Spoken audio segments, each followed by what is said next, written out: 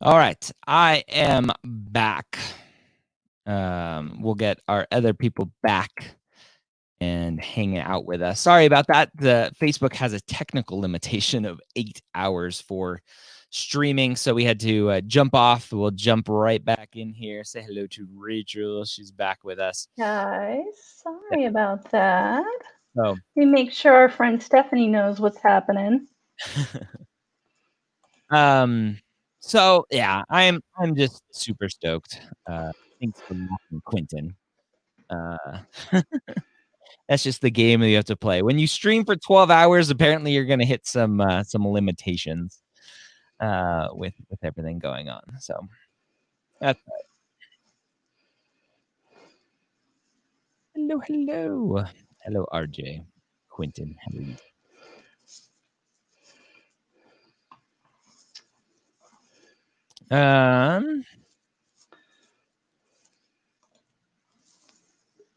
There's Stephanie.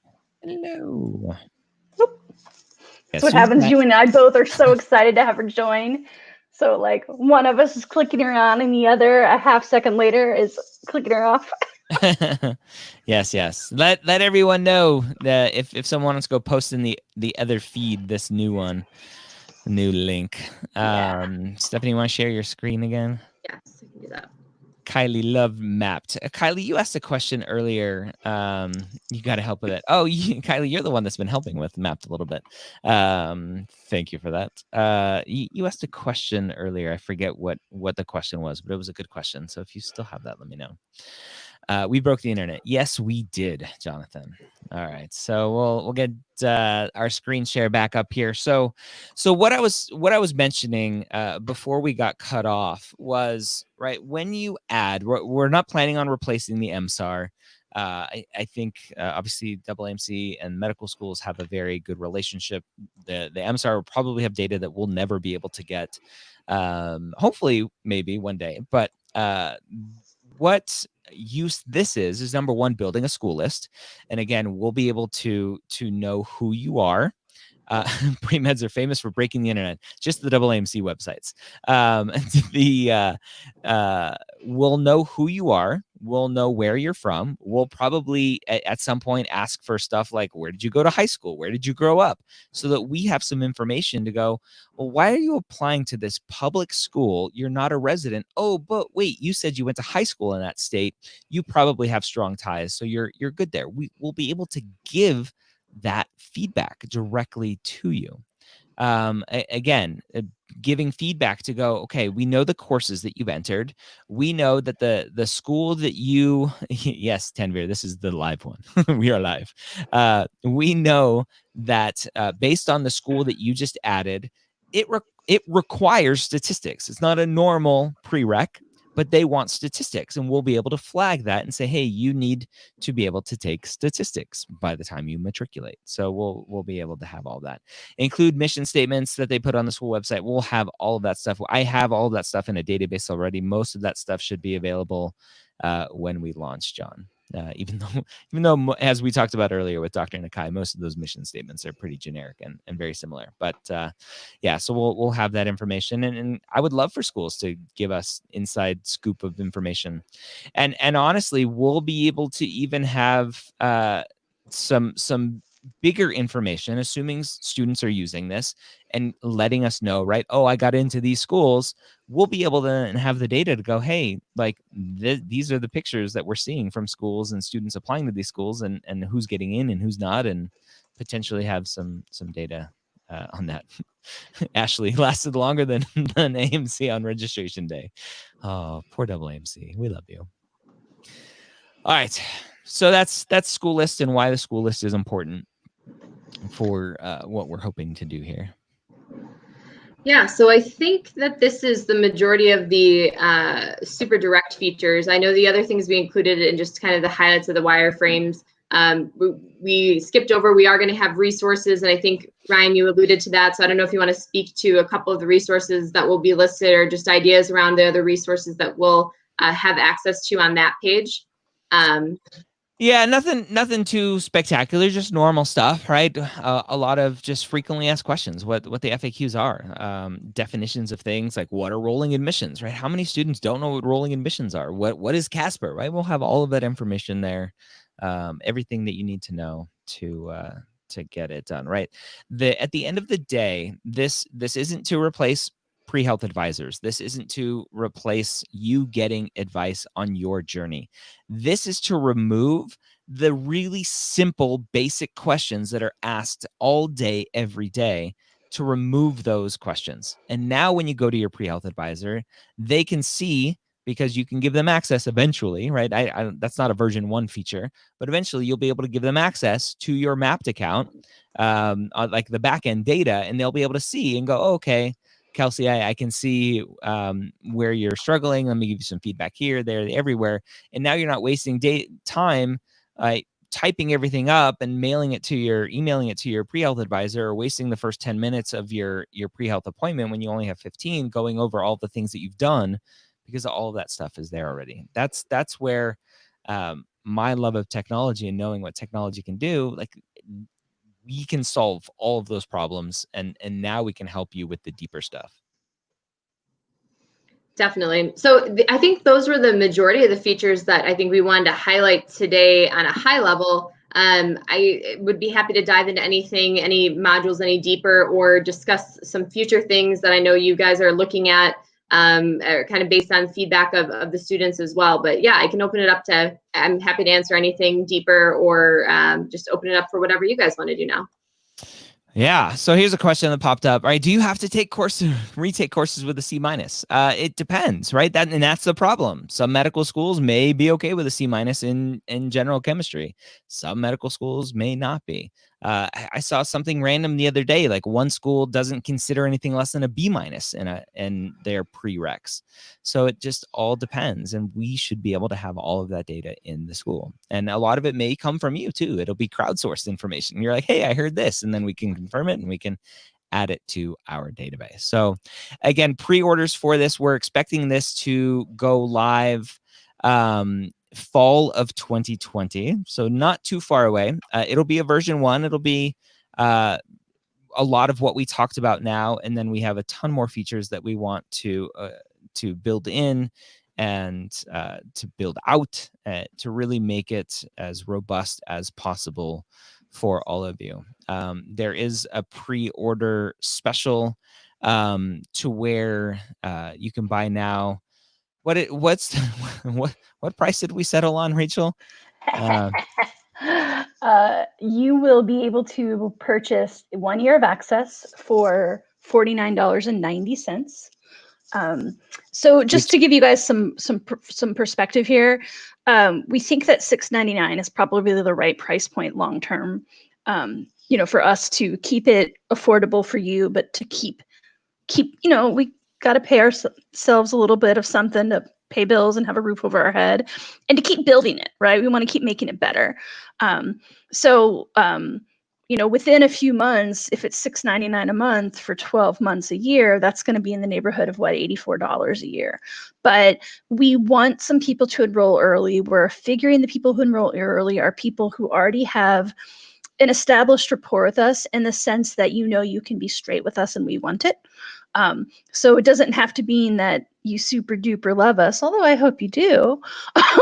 But you super duper love us, and we want your feedback. So if you go ahead and enroll today, we're going to discount it down essentially to $4.99 a month, plus we're giving you 2 months free. So for $49 and some change, you're going to get 12 months of access. That access will start in the fall. A couple of you have said, gosh, Rachel, that's not very specific. I know, because it's tech. It's software. I will tell you that we're doing our best to give you a date that we think we can realistically hit. So it's not going to be fall and then winter and then spring. Like, it's going to be fall or better. But say fall so that we can all keep calm and stay on schedule. Yep. And then we also know that it's kind of weird to give a bunch of money and then have to wait. And this pre-order isn't like a pre-order and the card charges later. It's a pre-order and your card charges today. Ryan, I should say, is graciously giving you a bunch of goodies from the med school headquarters side of things too. So you'll get some extras right away. And I'll let him talk about those in a minute. The other thing I wanted to mention, because a few of you were saying like, well, how do we give you feedback and how do we stay in touch? Yep. If you're in this early group who enrolls, once the platform launches, you'll be in a special Facebook group. I mean, it's optional, but we're inviting you into it so that we can keep constantly in touch with you and be getting your feedback, be getting your questions and comments. And, you know, tech isn't, our favorite joke in our weekly tech meetings is, oh, I'm sure that's just a couple lines of code. You know, Ryan and I have a long wish list of things we want to do to this, and we have to prioritize in a smart way. So we will gladly take all of your feedback, and some of the stuff maybe will be quick fixes we make in a couple days or a couple weeks, and some might be, you know what, that's great, and it might be next year. But we want to hear it from you so we can, you know, we're building something that we think is already pretty amazing, and we hope that with your early feedback, it can be even better. And that's part of why we're offering the special price, because we want you to be our street team, you know, to help us make it better. Yeah. So there's been a couple questions around like, can I pre-order now and start it later? And probably maybe, but the goal of this is to use day one of college, right? So that you are tracking appropriately what you're doing and getting that feedback all along the way. So this is not I don't want to set the expectation. This is not a application tool. This is a pre-med tracking tool, a pre-med feedback tool to track and get feedback on your whole journey. So can you buy and not start until 2021? Maybe we can talk about that, but there shouldn't be a reason not to start using it immediately. Can you cancel anytime? Yeah, that you're not locked in at any point to this. I think for the pre-orders, it's gonna, there's no like 6 months in, but get half your money back, whatever, for these pre-orders. But once we go live and all of that stuff is set up, it'll be a monthly or an annual recurring. And if you're on a monthly, you can cancel whenever you want. That's not a problem. So again, because we know that the software is not available for a little while, we're going to set up a private beta Facebook group. If we talk to enough of you, and not a lot of you are on Facebook, we might be able to set up another tech platform off of Facebook. I'm not against that. But we'll have a private Facebook group. We did one, we haven't talked to Scott about this, but I'm volunteering Scott for the Ask the Dean series that we did a couple weeks ago on Mapped, right? We'll probably do that inside our private Facebook group. We'll probably publish the videos on YouTube, but Scott and myself will be available to answer all of your questions, right? It's not just you give us feedback, but we want to be there for you as well. I have a bunch of stuff that I have created over time. I have my mock interview platform. We'll give you a couple months of that for free. I have a video course on the personal statement, video course on the interview process that I normally sell for like $147 or something. That we'll give you access to for free. So we'll throw in a bunch of goodies. We'll make this something that it would be dumb for you not to sign up, because I just, in my heart and mind, this is going to be a game changer for all of you who are going to be applying to medical school in the next couple of years.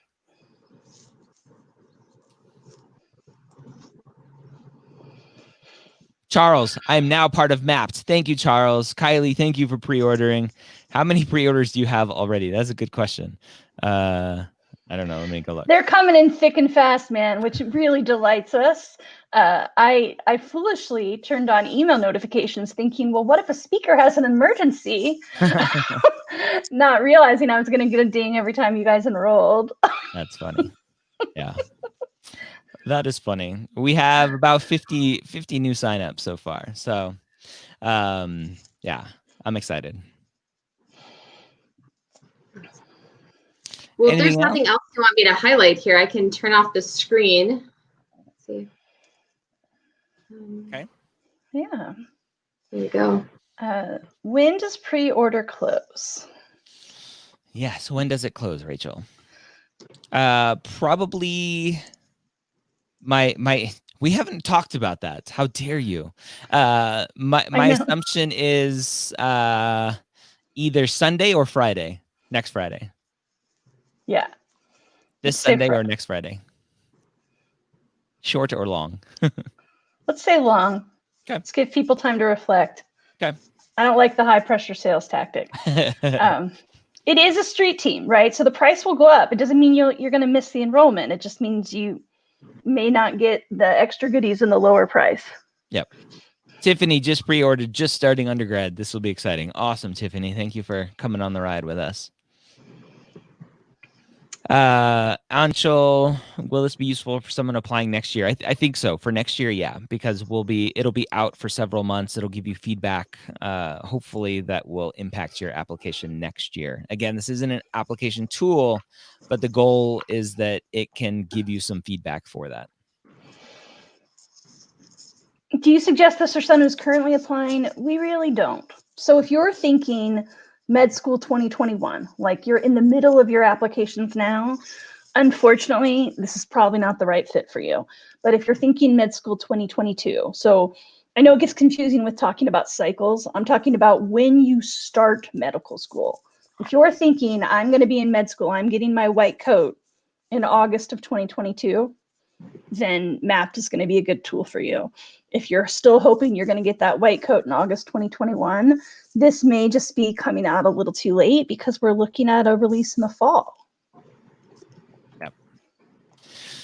Oh, man. All right. Any other questions about MAPT, about what our goal is, about what we're hoping to do here? Okay, someone can ask a really tough question. I'm going to pat us on the back. Thanks, Mila. And now somebody can put something really tough in, and I'll take that too.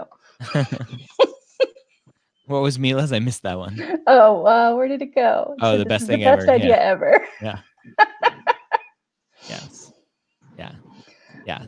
Kelsey had a good one too. All right. Pre-orders now. After that, launching MAPT will cost monthly. So the goal right now, Lee, is $6.99 is our normal price Per month, yeah. Oh man. All right. Oh, here's a good one. How much does this benefit non-trad? The whole idea is that we are building this as a system that is counting down to medical school. It's not freshman year you do X, sophomore year you do Y. I don't believe that system works even if you are an undergraduate. I don't know if this commenter was here for some of my earlier sessions, but I think in the Q&A with Scott, we talked about average matriculation age for AAMC schools last year was 24. So if you're starting college at 18 and finishing 4 years of college at 22, the average matriculation age is 24. I really want to get away from the idea that it's got to be 4 years of school and then straight into med school. I mean, maybe there's nothing wrong with that, but that's not the only way. So we've built this system to be, when do I hope to start med school? And then you count backwards from there and you make a plan. And for those of you that have done MCAT prep, that's really common, to look at your target date and then build backwards. So it's a similar. Oh, Kelsey wants us to clarify. Wait, oh wait. $6.99 per month. Per month, yep. Not $700 a month. Nope. But you can do 50 for a year now. And the idea is buy today and you will get the year when the program starts. Yep. Awesome. Can you recap on the type of device you will provide? So just quick, right? You enter your courses. We can give you feedback on your trends. We can give you feedback on the grade that you put down. We can give you feedback on, are you getting the courses required for the medical schools that you have selected that you want to apply to? Basic stuff like that. I mean, and when I say basic stuff, I'm like, it's not basic because that information isn't available now, and you have to go and dig and find all that information. You have to know to ask those questions, and we'll be able to give those to you right now. With MCAT score, we can give you feedback on where your test scores are and potentially when you're supposed to be taking the MCAT, and give you feedback. Well, maybe you should push back, or maybe you need to take a gap year, right? Just just feedback like that. Being able to track your extracurricular activities and give you feedback on, hey, you haven't shadowed in a while. Why haven't you? Do you know how important it is to continually maintain your shadowing hours, your clinical experience hours, etc.? Oh, you don't have any research yet. Do you, like, super common question you get every day on Student Doctor Network, on Reddit, and on the Premed Hangout is, do I need research? Well, hey, let me tell you, like, you don't need research, but here's some research that you should look into potentially, because it can be important for some schools. So a lot of stuff like that. So would you recommend for non-traditional students? 1,000%, right? The majority of people that I talk to and interact with are non-traditional students, and that's kind of my heart and soul of everything I do. So yes, for non-trads, for former military, 1,000%. Right, being able to this is the way my brain works, right? When you said former military, one of the things that happens all the time with former military is, in being former military myself, is I know that every position in the military, you're doing 20 different things. That's how, right? Do more with less. That's our motto in the military. And so we'll be able to give that feedback potentially, is when you add an activity and we can see that it's a military activity, we can pop up a thing that says, hey, a very common thing for military members to do is to separate out different positions and tasks or whatever that you've had to do, right? So stuff like that we can just do for everyone. How is the feedback provided? Will students be able to live chat? We probably won't have live chat to begin with. Right now, it's just me and Rachel and Scott as the team. So probably to begin with, we won't have that that ability. We'll have the Facebook group, though. At least that's the plan, is to have the private Facebook group. Yeah, a few people asked similar questions. So Jerry asked something similar. And yeah, I mean, we'd love to give each and every one of you one-on-one advice, but it's part of why we're creating this tool.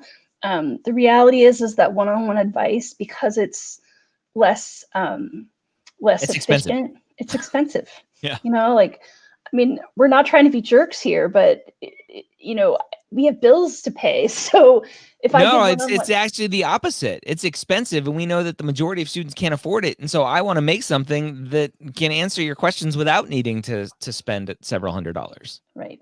But again, to Ryan's point, one of the benefits in being willing to be part of our street team is the Facebook group. So, you know, if there's a smaller cohort in there, you know, and we said before we had 50 pre-orders, it's going to go up. We've got another week, but you know, we're talking about doing weekly Ask the Deans in there. That's a chance to talk to Scott Wright every week.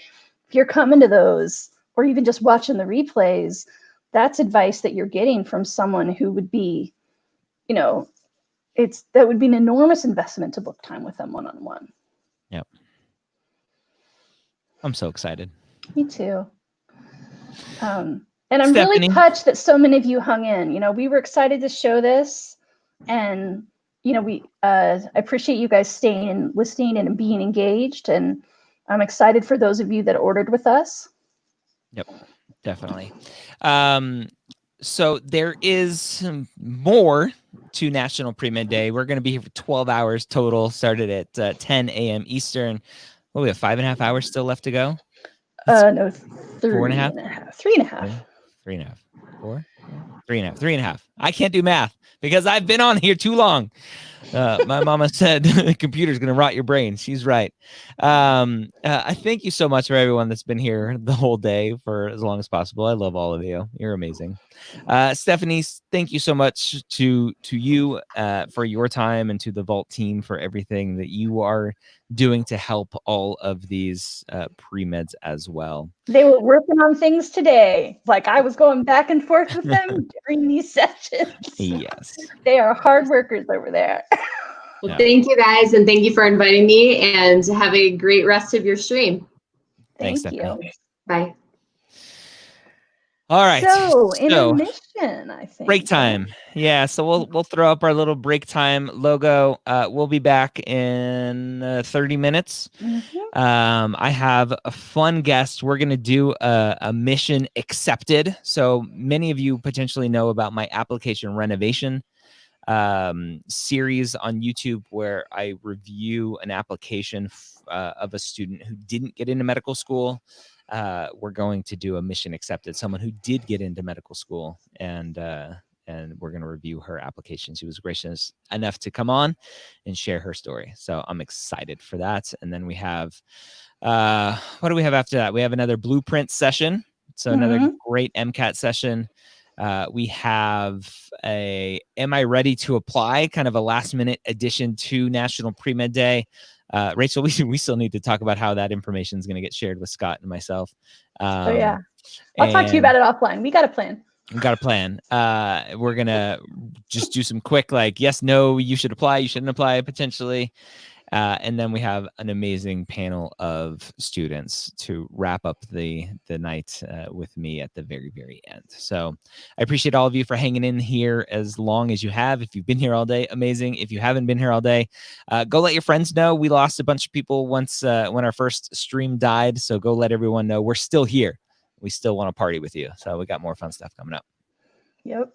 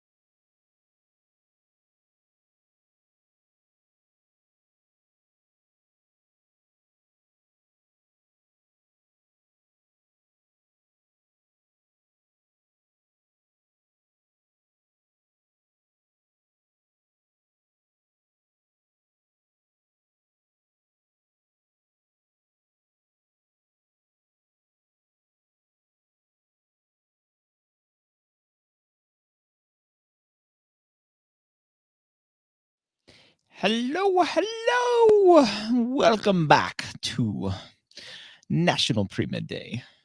Harry Potter style. Harry. What's going on, everyone? Are we having fun? How many of you, leave a comment, how many of you have been here literally all day? Literally all day.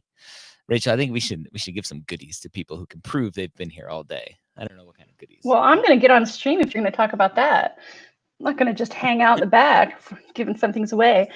Yeah, the numbers are a little low at the moment. I think some people also were enjoying a little dinner break, but we've got some me's. Cedric, all day long. That's awesome. Thank you. Yeah, I love it. Ayana, all day long. Thank you. Adriana, love the support. I've been on since 10 a.m. Yeah, me too, man. If you're Eastern time. There's lots of them. I don't know. How do we prove they're all waking up. They were like, well, we didn't know. You came back from break like 30 seconds early. Early is on time. That's how we do it. Yeah. I want to know what has been the most impactful thing for you today. I think obviously some of you listen to my podcast. You hear me talk all the time. I try to share as much information as possible. So a lot of this potentially is repeated information. But even I saw someone leave a note saying that it's been really helpful, even though the person listened to the podcast all the time. And so they've learned a lot. What's been the most impactful thing for you as you're watching this? CASPer. Love it. Sharon. CASPer. Personal statement session. Love it. Learning about student loans. All right. All over the place. All the session. Personal statement tips. All day. Bella. Rocket. Love it. Love it. That makes me happy, right? It's usually a lot of times it's like one session stands out when you go to a conference or something. Like everyone's like that one session stands out, but this seems to be all over the place. So that's awesome. And Bella, I hope you did well on your calculus final. No, yeah. Oh, and yeah, this is a frequently asked question, but we're happy to answer it again. Yes, these will be posted for rewatching. For free. For free. Yes. If you haven't signed up for Mapped yet, go check it out. Get those goodies. All right. We have an awesome session for you right now with an amazing guest who has volunteered as tribute to be our first guest for Mission Accepted, our potentially new series where we review students who have gotten into medical school, right? If you have watched my application renovation videos, students love those videos. They love to see breaking down applications and looking at them and picking them apart and really giving feedback on what could have been improved to potentially get them in, right? And it's just like maybe this, maybe that, maybe this, right? And nobody really knows except for the schools who ultimately rejected those students. But our student today reached out actually not very long ago and was like, I got off my wait list. I got to go to my dream school. And I said, hey, like, would you be interested in checking this out, being a guinea pig for us? And she said, absolutely. And so we're going to bring her on and we're going to have some fun today. Well, I'm going to duck off the stream for a little while, guys, so that there's more room on the screen for Ryan and Maral. But you're going to love her. I've met with her personally, and you're going to be so thrilled by her story. I love it. All right. Thanks, Rachel. And Maral, welcome to National Premed Day. How are you? Hi, I'm very happy to be here. How are you? I am great. I'm excited to have a chat with you. First of all, congratulations on your acceptance to medical school. That's the first congratulations. Thank you so much. The second thing is let's do a quick little who are you, tell me about yourself type interview question so that students get an idea of kind of your journey to where you've gotten at this point, and then we'll dive into your application. Okay, so hi everyone. My name is Maral. I'm originally from Iran. I lived there till I was 17. And then I moved to Australia, started learning English as a second language, which was really, really hard. I do remember in biology class, I had to learn English and a completely new terminology. So it was really, really difficult.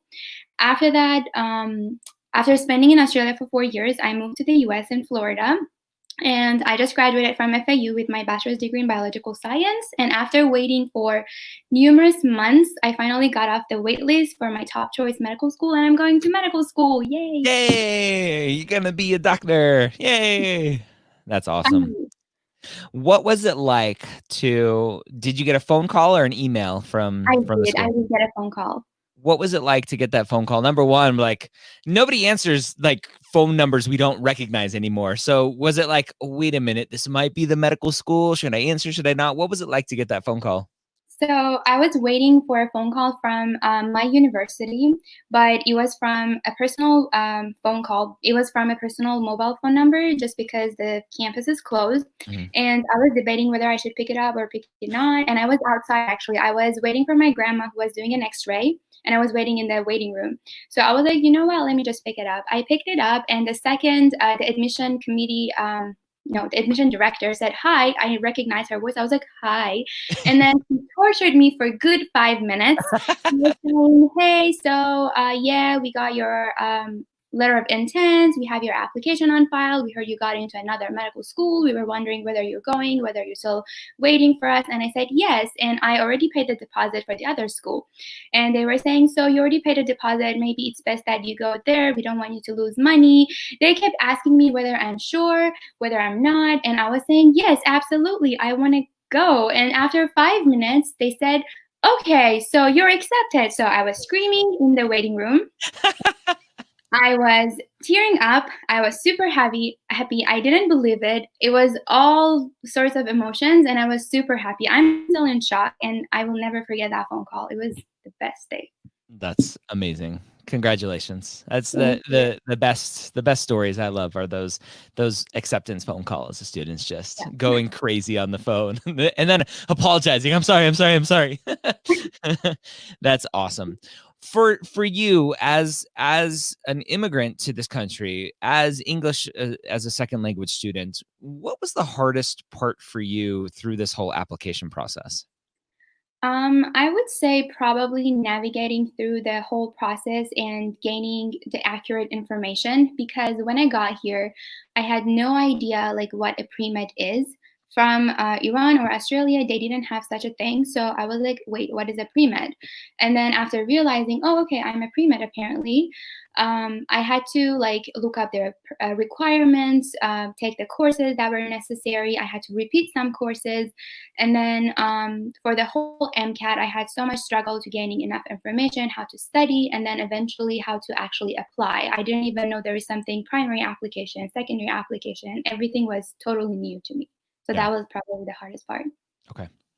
And just for clarification, if you want to say, were you an international applicant or no? You have your residency or citizenship here now. I have my residency here. Okay, so not an international applicant. You are an immigrant, but not an international applicant. Big difference. So that's awesome. So if I saw a comment come across about an international applicant, if you want an international applicant, I've interviewed several on the Premed Years podcast, so you can go listen to those.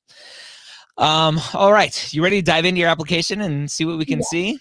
All right, so let me do this real quick. View, hide sidebar. There we go. All right, and then we're gonna share my screen and this. Usually I do this with my iPad too, but we're rocking and rolling today. All right, so hopefully, yep, we got it rocking here. All right. But you don't have my mouse, although I can highlight and you can see that. Cool. All right.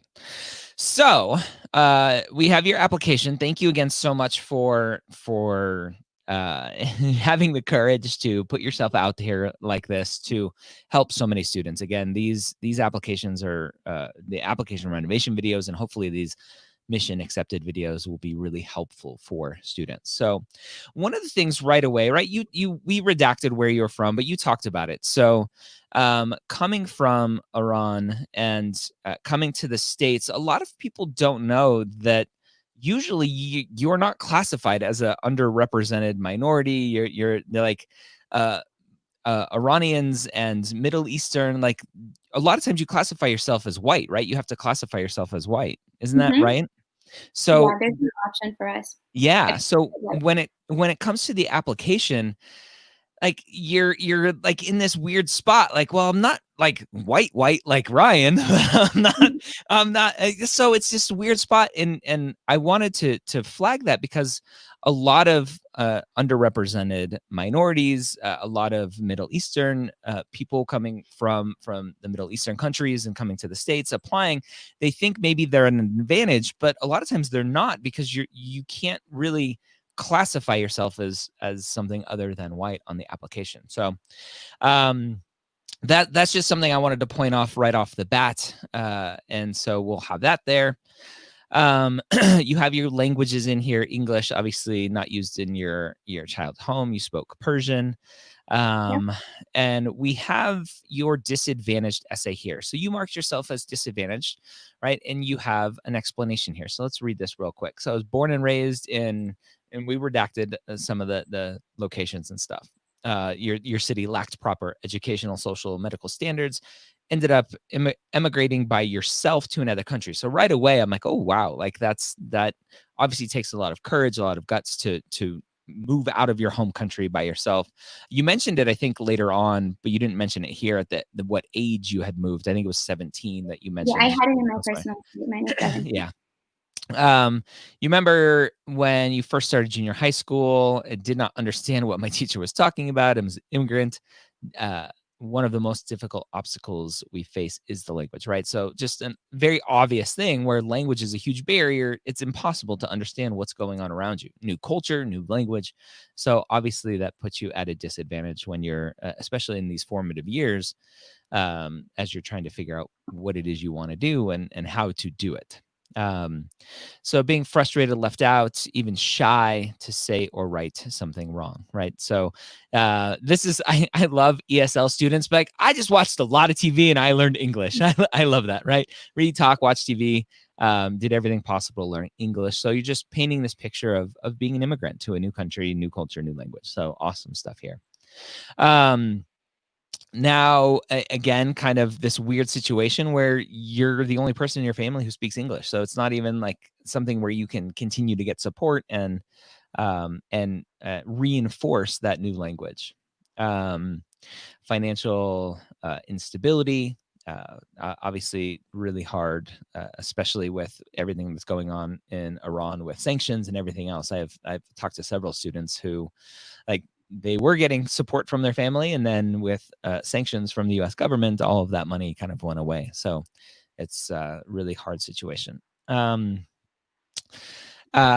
So a lot of just difficulty, right? A lot of obstacles that you've had to overcome. And then a nice little positive statement here at the end. None of these obstacles deterred me from my goal. Instead, they showed me that to achieve life goals, there will always be challenges to tackle. So I like the positivity. I probably could have used a little bit more positivity, but I think you did a good job there. Thank you. All right. And then you can see, so students don't often understand. So this SES disadvantage, so that's social, I always forget what social SES. So anyway, for some reason, I can't think, right? I've been on for a lot of hours. This is automatically calculated based on your parents' education level and occupation, I believe. Socioeconomic status. It finally came to me. Thank you. All right. All right. And then we go into your transcript, your grades. And so now it makes sense. University of Melbourne. I'm like, that's interesting. Why did she go to University of Melbourne? But that's, you moved to Australia to begin with, you said, right? So you moved to Australia at 17. It looks like you started college there and you struggled. You struggled a lot. What was that struggle to begin with? So I did high school there, which was so much easier than my home country. But when I got to university, I didn't have much support from university or from friends. It was just so difficult to navigate through the whole process. And meanwhile, I had to work to pay for my bills and everything because of the whole sanctions. I couldn't get that much support from my family either. Yeah. And I just couldn't manage my time well. It was such a struggle. I kind of slacked off. I was going out with my friends to kind of get my mind off things. And then instead of focusing on studying or managing my time and having a good plan for my future, it kind of, I just fell out of my whole goals and whole future. And that's what all the B's and C's are coming from. Yeah. Okay. It's interesting, right? This obviously isn't a political discussion, but it's interesting. A lot of people potentially have never been exposed to someone from Iran who is trying to go to medical school, et cetera. But hearing the ramifications, and again, I've talked to several students who have been in similar situations, hearing the ramifications of our government's sanctions on Iran's government and how that ripples through the whole country and potentially has the negative, the deleterious effect of holding down a whole population, because now the kids who are in college abroad or whatever else aren't getting the education they need or can't afford the education or struggling through the education because they have to work. And so it really, it's not just a government to government thing, but it really punishes the whole country. But anyway, not a political thing, but I thought it was just an interesting thing to point out. So as you hear reports of sanctions and stuff like that, don't just think of the government, think of everyone. So something I usually point out, but I didn't hear, is submission date. So you submitted early, which is great, 16, so June 16th. And you can see, even though you were relatively early, two plus weeks after it opening, it took almost a whole month to get processed. So it took a little bit of time. And then once you came to the US, so you did freshman year there in Australia, you came to the US at Palm Beach State College. I'm assuming this is a community college? It is a community college, yes. Okay. What was the switch for you that went from C's and B's to A's? So first thing, the classes were so much smaller. I had a great relationship with all my professors, and I really wanted to change all of those grades and have a turning point in my own life. So I started planning my life, studying since day one, and then having a great communication with my professors. I remember my ENC 1101 kept asking me why my whole essay structure is weird, and I had to explain it every time. Oh, I'm sorry, I'll get used to it. I'll promise for next time, I'll get used to it. So all of those really, I started building a relationship with my professors, and she actually gave me a letter of recommendation for it. That's awesome. So I started from Palm Beach State College. Classes were so much smaller, and I had a great support from my family and from my professors and friends there. Perfect. Yeah, those relationships are awesome. The support there is great. So great job with that. So as you were talking, I was scrolling through straight A's once you came to the States. So you obviously crushed your academics once you came to the States. But a lot of students are scared because that initial freshman year on your transcripts, right? You can see it had a pretty bad effect, right? The 237 to begin with, that was a lot of credit hours. But a 4.0 moving forward, you ended up with a 357, which is about average, right? For applying to medical school, your all other 364, total 359. So from a GPA standpoint, it's like, okay, it's kind of average, nothing spectacular. And this is where I always want to tell students, right? It's not this number. It's what does this trend look like? And we talked earlier, I don't know if you saw the stuff we're doing with MAP, but MAP will be able to look at this number, this number, this number, this number, and go, you're doing amazing. Who cares about this number, right? Yeah, this number's here, but based on your trend, you are going to be great. So good job there. And then we get to your MCAT score. And your MCAT score, talk about your MCAT and being an ESL student. What was that like? A real struggle. It was so hard. The hardest part of getting into medical school was the MCAT for me. Not only I had to literally memorize every single thing, but I had to do CARs. Literally, if you would give me the entire time in the whole universe, I wouldn't be able to like understand what was going on, what they wanted from me. And it was just so hard for me to do it. And as you can see, I did not do well in the car section at all. It was actually lower than all my Your practice tests practice that I test. took. And the reason is literally the first question that I saw, I panicked so hard that I completely changed my strategies that I practiced for them for like few months. I wasn't even sticking to them. I was doing something completely different. I don't even know what I was doing. But yeah. You obviously you did well in all of the sections except for cars, and a lot of students, they'll see this and they'll get feedback from advisors, from other people, that they can't apply with that score. Did you get any feedback like that, or did you just like, I'm gonna apply and see what happens? I did. I got both feedbacks. They were telling me it's very school dependent. Some schools, they really care about the total score of the MCAT. Some schools were telling me no, they will look at every single section, and if one of them is below whatever score, they're not gonna like review my application. So it was very school dependent. But I was strongly advised to take the MCAT twice. I did not, but if I go back in time, I would retake it for sure. Yeah. You would go back and retake it. Yeah, I would. Yeah, and especially right, that situation, the story that you said of I panicked and I changed the way that I did the test. If you were scoring higher, right, a higher MCAT score obviously opens more doors. Period. And so if this was like a fluke bad score, and you're like, I know I can score better, then why not potentially retake it? But you didn't, and that's okay. And then we get to your experiences. So let's just quickly run through these just to look overall. So we have some leadership experience as a treasurer, 100 hours over the last year, physician shadowing earlier on in the application. So it stopped right before you submitted your application. Not a ton of hours. It looked like it was a specific program here.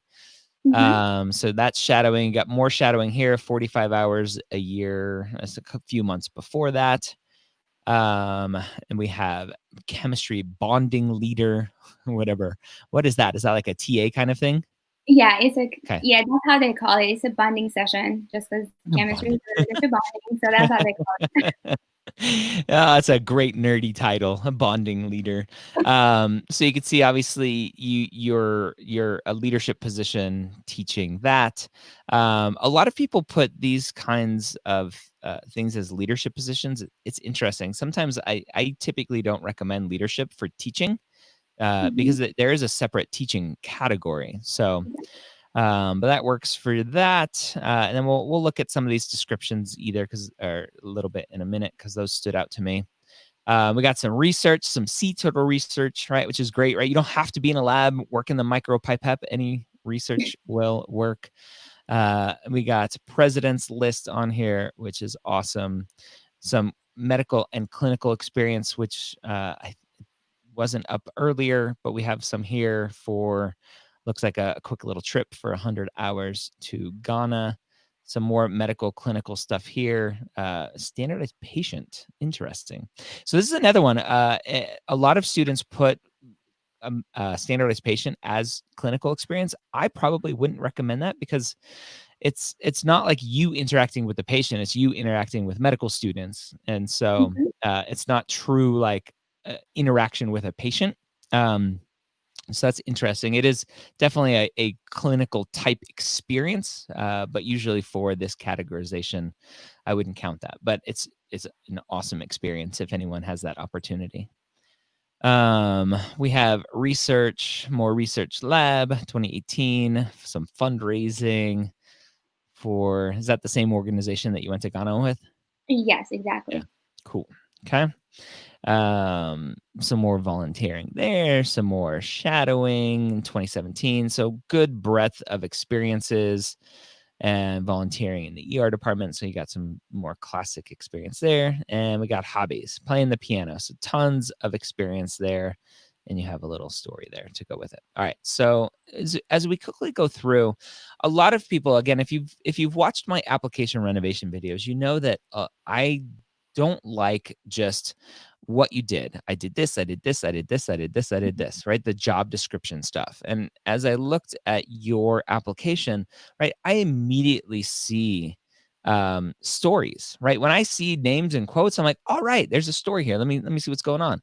My first day of being a standardized patient, I was paired with William and Nancy, who were first year medical students. I'd memorized the scripts to act schizophrenic, and they were trying to figure out the problem by taking a history, right?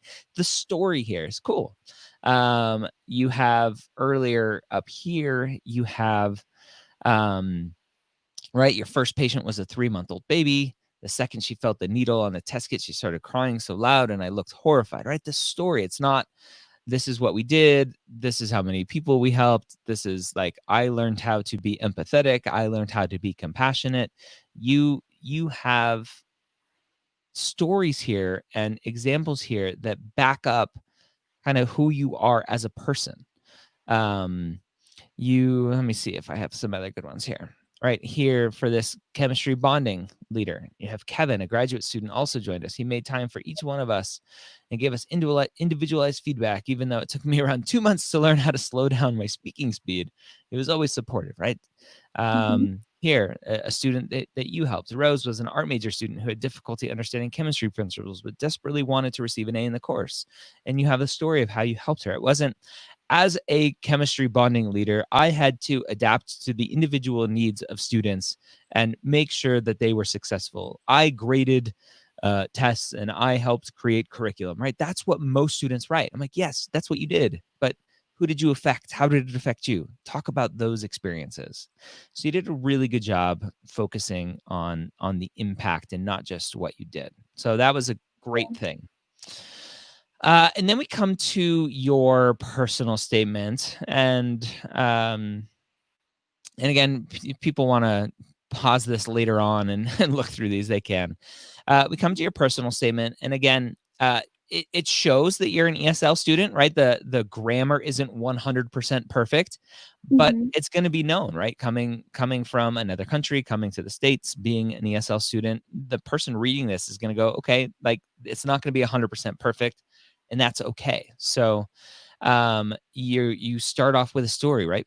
Playing with Lego bricks. I love that you call them Lego bricks and not Legos. This is the correct way to say Lego bricks. So a for that effort. Right. And you overheard MRI. You didn't know what it mean, but your mom is crying, and obviously it wasn't good, right? So immediately I'm like, brought into a story of what's going on in your world.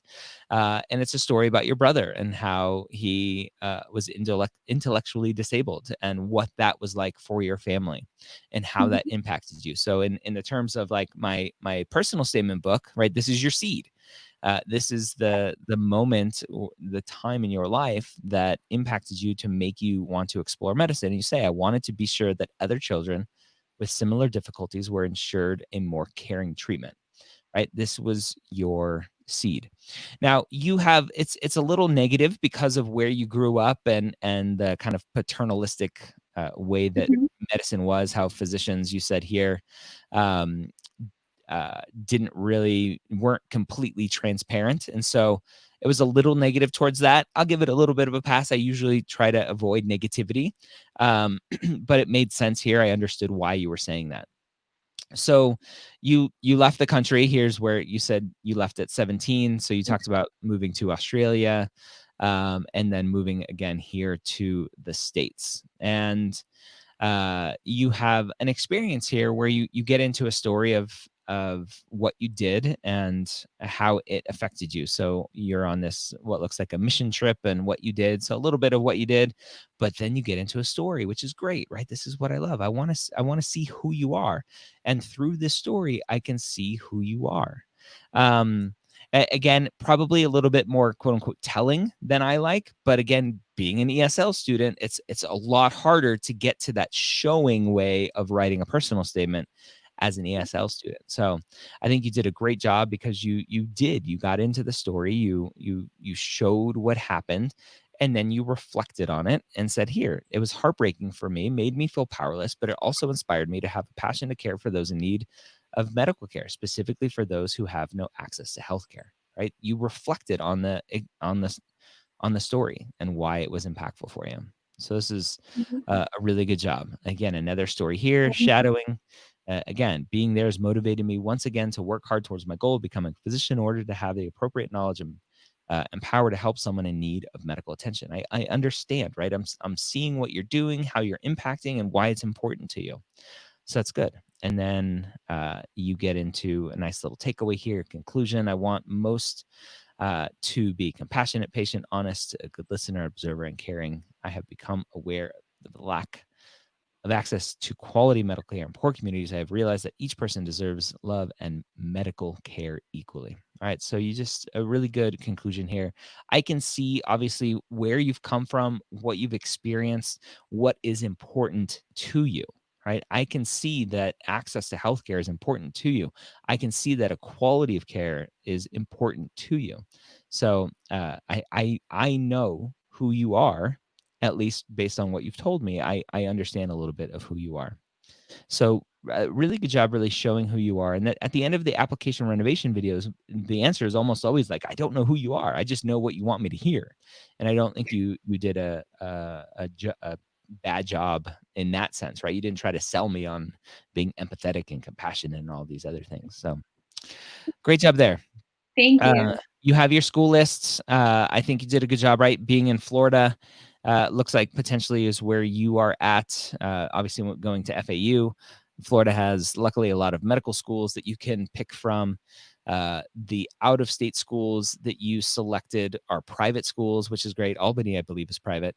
Cal University private, Geisinger private, GW private. So you did a great job not applying to public out-of-state schools and potentially wasting your money applying to those schools. Overall, I think it's a really, really good application. And obviously you got 2 acceptances. I think 1 to a DO and 1 to an MD school. Yes. And you're going to be a doctor. So yeah. Thank you so much for, again, sharing your screen and sharing your application and letting me share my screen with your application on it. Any just kind of last minute comments on what we were able to talk about and share? I would say, first of all, good luck to everyone who are applying this year. I know it's really, really tough. I've been there in a better situation with no coronavirus around, and it was really, really hard. So I know the struggle, and you just have to get through it. It's just the whole process. We're all in the same boat. We all have to go through this entire process, and I feel like it's a waiting game because I waited for a long time just to get into my top choice medical school. And what I would advise is communicate with the school. Let them know that you're interested. Let them know who you are. Send them updates. Just let them know that you really want to get into their school, and they would appreciate it for sure. Yeah. And it helped, right? You were a student who had an acceptance and were able to say, I'm going to give up that other acceptance. I'm going to give up that deposit and come to you. So it really gives them, because the medical schools are trying to make sure that they get their number right. They don't want to accept people and then be short. They don't want to over accept people and be over. So they do want to make sure that they're accepting the right people. So congratulations. Thank you so much for being a part of this and sharing and being vulnerable. I appreciate it so much. Thank you so much for allowing me to help others. Yeah, thank you. All right. Well, that was awesome. Hopefully that was good for you guys. Is it good for you? It was good for me. The mission accepted. Let me know if that's something you want to see more of, if you like the good ones, as well as the application renovation videos. So, all right. Without further ado, let's welcome back Dr. Phil Hawkins, the other Dr. Hawkins, and Kaylee on. How are you, Kaylee? I'm good. How are you? I am great. We have Team Blueprint back for another MCAT session. Obviously, Blueprint MCAT, amazing partner for National Premed Day. This time, we're going to talk all about the shortened MCAT exam. I know we touched on it shortly earlier. See what I did there? We touched on it a little bit briefly earlier, but we have a whole session dedicated to this shortened MCAT and what that means for students and what they should be doing. So I'll let you guys take it away. Yeah, it was really interesting hearing that kind of like success story. I just want to take a second. I don't know how well you know Kaylee, but Kaylee's got a success story going on herself. Nice. So I think most people know me. I do the podcast with Dr. Gray on the MCAT podcast. you may have seen me in and out. But Kaylee, do you want to introduce yourself real quick, just to give a little background? Yeah. I'm Kaylee. I've worked for Blueprint since 2018, first as a tutor and now full-time on the content team. I'm usually a little more behind the scenes than Phil is. So not as many people know me, but I will be starting med school in August as well, class of 2024 at NYU Grossman School of Medicine. I received a full ride scholarship, so I'm super, super excited. But That's awesome. Congratulations. Thank you. Yeah. We're sad to lose her, but definitely, like, one day I'm gonna need some like physician to help me out on something. Kaylee's gonna be the person I'm going to. I am friends with Dean Rivera, so if you want Kaylee on the team a little bit longer, I'll send him an email and say, hey, rescind that offer. No, I had one of my tutoring students telling me about the podcast you guys did together. He's like, hey, I know you're going to NYU. Dr. Rivera was on Dr. Gray's podcast last week. So yeah, he's been on several times. So yeah. I love Dr. Rivera. Cool. Yeah. Well, congratulations, Kaylee. That's awesome. you. Obviously, medical school for free is amazing. NYU is an amazing education. So that's very exciting. Yeah, especially interesting next year since you're actually doing a lot of it teleeducation. So yeah, for sure. Yeah. That'll be interesting as a first semester, kind of getting your feet wet, but we'll see. Yeah. So we wanted to kind of like talk a little bit about the shortened MCAT. I know pretty much all of us were kind of blindsided when the AAMC announced that. I remember Dr. Gray and I were talking about it like that morning that they announced it. And we're like, oh, they'll never do this. And then they did it. And then it was like, oh my gosh, we got to adjust. And so as you know, Kayla was saying, she works a little bit more kind of behind the scenes. So she was really integral to kind of help create our shortened versions of the test as well as our courses and kind of working on the content side of things. But just in case you live under a rock, the MCAT changed this year. So Kayla, why don't you talk a little bit about this since you've been kind of in the nuts and bolts and nitty gritty. Yeah. So on April 24th, they announced among other things, but one that they were shortening the MCAT for the rest of this cycle. So I think some of us might have expected some changes in May, June, possibly July, but they took them all the way through September. So we're going to have a shortened exam, and they also, to make up for all the test dates they canceled. So I'm sure pretty much everyone here either was affected themselves or knows someone affected by those massive March, April cancellations of test dates. So to make up for those, they added a June 28th, a September 27th, and a September 28th test date, which is pushing a little bit later than we're used to for MCAT dates. They did some other things as well, introducing some new testing times, which we'll talk about here in a second, as well as waiving any rescheduling fees, which is probably the biggest perk of what they did. So all that gold, silver, bronze deadline, we don't have to deal with it for the rest of the cycle. You can reschedule when you want and whenever you need to. So, yeah. The other things were the new testing times, where now a lot of students are going to be taking the test at 6 in the morning or 6:30 or 6:30 in the morning, and then 6 at night. And so some students are going to be working on the MCAT around midnight, which is a little bit kind of crazy to think about. But they also shortened the exam, so we'll talk about that a little bit more in depth here on this next page. So we want to kind of like dive in and talk about the nitty gritty on some of the differences between the exams. Generally speaking, each section was shortened, but it was shortened proportionally. So they aren't going to cut just physics, or they're not going to cut like just passages. It's a mixture of passages and discretes and a mixture of all different topics, because a lot of students took the exam in January, and we need to be able to compare their MCAT versus the students who are taking it this summer, because they're both going to be applying together. And so they need to be comparable. So they tried to shorten it just kind of like evenly across the board. And so it's just shorter, even though like the actual proportionality of the questions should be pretty much the same. We should also talk about, I think this is one of the biggest things, is the loss of the lunch break. I think that this seems like not like the biggest issue kind of overall, but I think this is probably one of the biggest factors that students are going to have to deal with.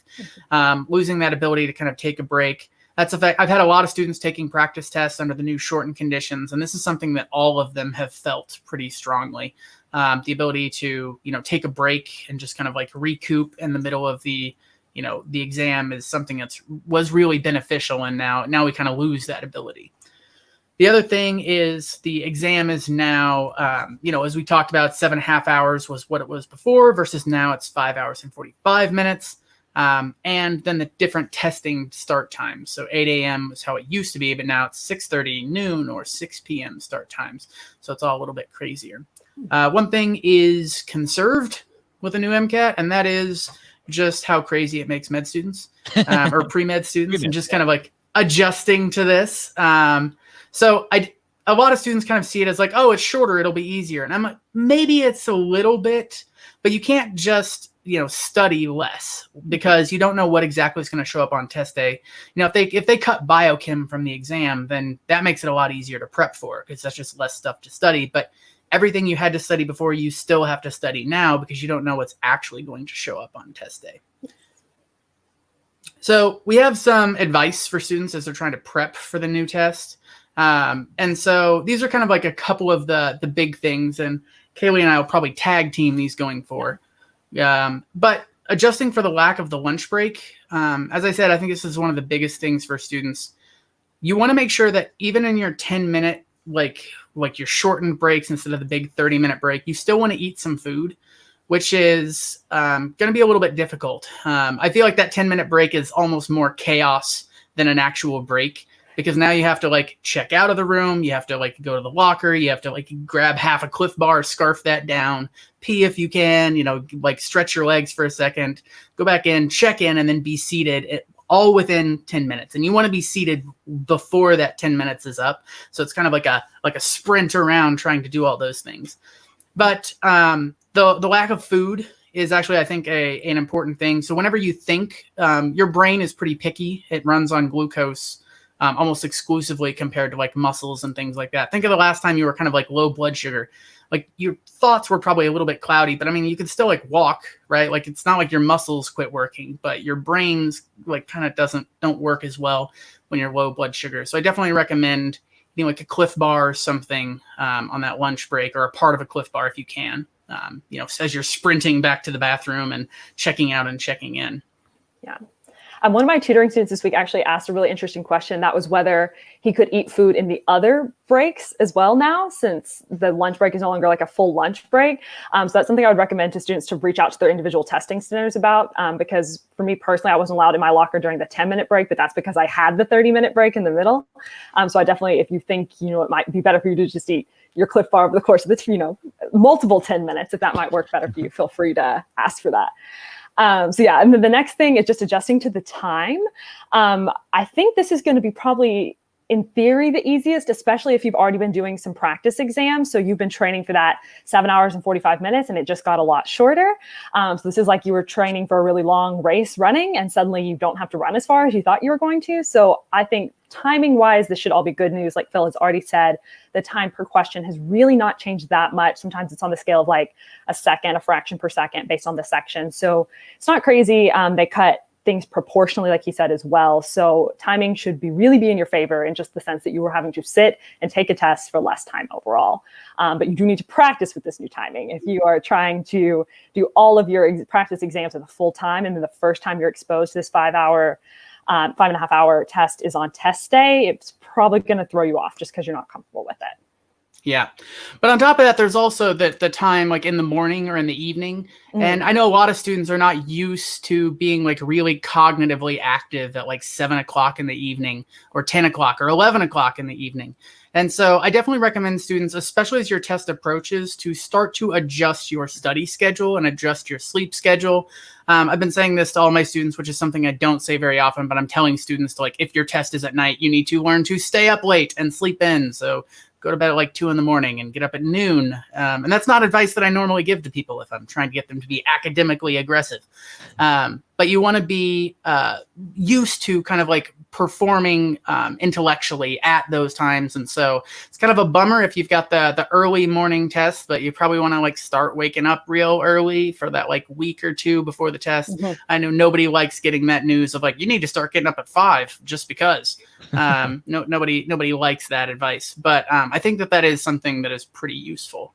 Yeah. I've been recommending to my students who got that early morning one to start setting their alarm 15 minutes earlier every morning in like the 2-ish weeks leading up to their test. So it's coming gradually as opposed to just like a smack in the face on test day. All of a sudden you have to get up at 4 a.m. or whatever. Yeah. And then the next thing, the weak areas. So this is major. I can't emphasize this enough. So in the past, I've had students that are coming to me being like, hey, I really, really struggle with physics. I'm like, cool, we'll work on it. But physics is a low percentage of the test. It's not a huge amount. And so if you miss some physics questions, like you can still get a really solid score missing physics questions. And now that's not as much the case. Since there are less questions, every question theory is now counting for more of your score. So having a content deficiency is suddenly worse than it used to be. And you might get lucky just like pure roll of the dice. Maybe electricity doesn't come up and electricity was your weak spot. But if electricity is your weak spot and it does come up, now you're in a lot more trouble than you were if you're taking the test last summer. So weak areas have just become more blatant, I'll say. So it's really, really important to make sure you are well-versed and have been honest with yourself and really tried to practice the things that you're struggling with leading up to your test. Yeah, it really is just, creates this kind of like new variable that because the test is so much shorter, just everything hurts a little bit more. So weak areas are just kind of dangerous. Yeah. So the other thing is adjusting. Let me pause you there real quick. Does it really hurt a little bit more because students are being told that the test has always been scored out of 48 anyway, so it doesn't really sting. You just didn't know which the experimental questions were. Well, perhaps, but it's a hard time to kind of like know, like, okay, that was an experimental question or not. Mm-hmm. And so like the chance that maybe that, electrostatics question that pops up was one of the ones that doesn't count, then that like definitely pads that as well. And I don't think the AAMC has announced like that and said that the only questions they cut were the ones that were they were testing. Okay. They have a name for that. I can't remember. It starts with an F, I think. Yeah, the experimental questions that they're trying to test. I don't know if I would expect that they would have like that many experimental questions in each exam. Because that means that almost like a fifth of the test was actually just all experimental, and like they're just making you do that because they want to try out new questions. I think that seems a little high. But regardless, even if that, like, if there's a chance this thing could have been an experimental and you miss it on the old test, then that means it didn't hurt as much. Versus now, it could be it's not going to be an experimental one, so it's going to hurt your score. So the last thing, normally we tend to advise students in the like last month to do mostly questions that are, or mostly the AAMC exams. It's really useful to kind of like get into their heads and start to think the way that they want you to think and kind of like learn to process questions and look at data the way that they want you to. And so most of the time we advise AAMC resources like up in that last month, but the AAMC is not giving out shortened exams. And you need to see what the shortened exams look like. You need to experience that. As I've said, I've had a lot of students in the last 2 weeks, and I've had students that have taken like 5 exams, like AAMC and other ones, and they're like feeling really prepared, and they take the shortened one, which in theory should be easier, and it just kind of hit them hard, where they had a hard time kind of adjusting, like switching back from cars into like thinking in biology terms, because you have to kind of like change the way you're thinking about the passages as you're going through, and they're having a hard time kind of like bouncing back and forth without being able to take that break. So now we recommend that students in that last month like take a mixture of things. I would say take at least 2 shortened exams under the shortened conditions, and if you have a hard time with both of them, then you probably want to take another one. Just kind of like making sure that you can kind of like zero in on what exactly you need to be doing on test day. That being said, still try to work through the AAMC materials. If you don't have time to do, like if you can't like squeeze in like, more like another exam somewhere in there, like just do it piecemeal and say like, okay, this week I'm going to take a shortened exam, but I'm also going to work on the Chem Phys from the AAMC exam too. And I'm going to work on that and also kind of like work that in. That way you're still getting this kind of experience of understanding what the MCAT writers want you to think, but you're also figuring out how to like zero in on that timing and endurance and stamina side of things that a lot of students are struggling with right now. Yeah. And just to reiterate, like Phil said, you were recommending AMC be the most recent test you take up before your test day, but now I think it would be good for it to be one of those shortened exams. So the most recent thing you were exposed to going into your test is close to the timing you're going to see on the test day. Yeah. Thought I should mention, just because I'm advocating for students to take exams like under the shortened conditions. We definitely have. We've created 10 shortened exams off of our regular 10 exams. And so now students have access to that. Note that the first exam is available to anybody who downloads our free bundle. And so they'll get our diagnostic, a bunch of other materials, which includes a free shortened exam. And so that it's also really easy to kind of navigate. So you just kind of like go to taking the exam and you can select standard or short duration.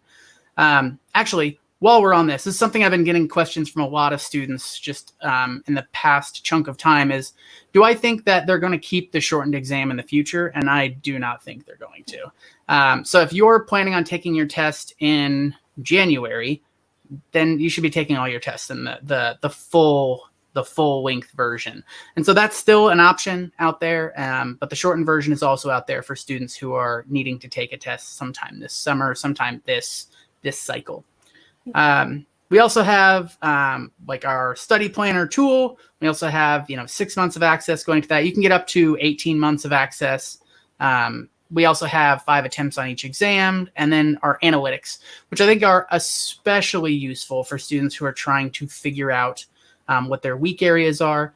I know I talked about this earlier in the day, but our analytics, honestly, I don't think anyone can match them. I know we literally had teams of people working for months, tagging questions and working through data in order to figure out and break down questions into different types. And now you can see if you tend to switch answers between the wrong or the right and how much time you spend on each one, and then as well as break it down into individual topics. Like you might be strong on classical genetics, but weak in molecular genetics. And so you just need to do a bunch of Punnett squares, but you don't need to worry about transcription and translation. Okay. All right. We have any questions? I just glanced at the comment stuff and I'm like, ooh, there's like 52 questions or comments. So I'm sure there's quite a few there. Here's one for you. Kaylee, why don't you tackle that? I'm talking too much. Are you able to purchase only practice exams through Blueprint? Yes. We have multiple bundles of practice exams only in different quantities, depending on whatever you feel like you need.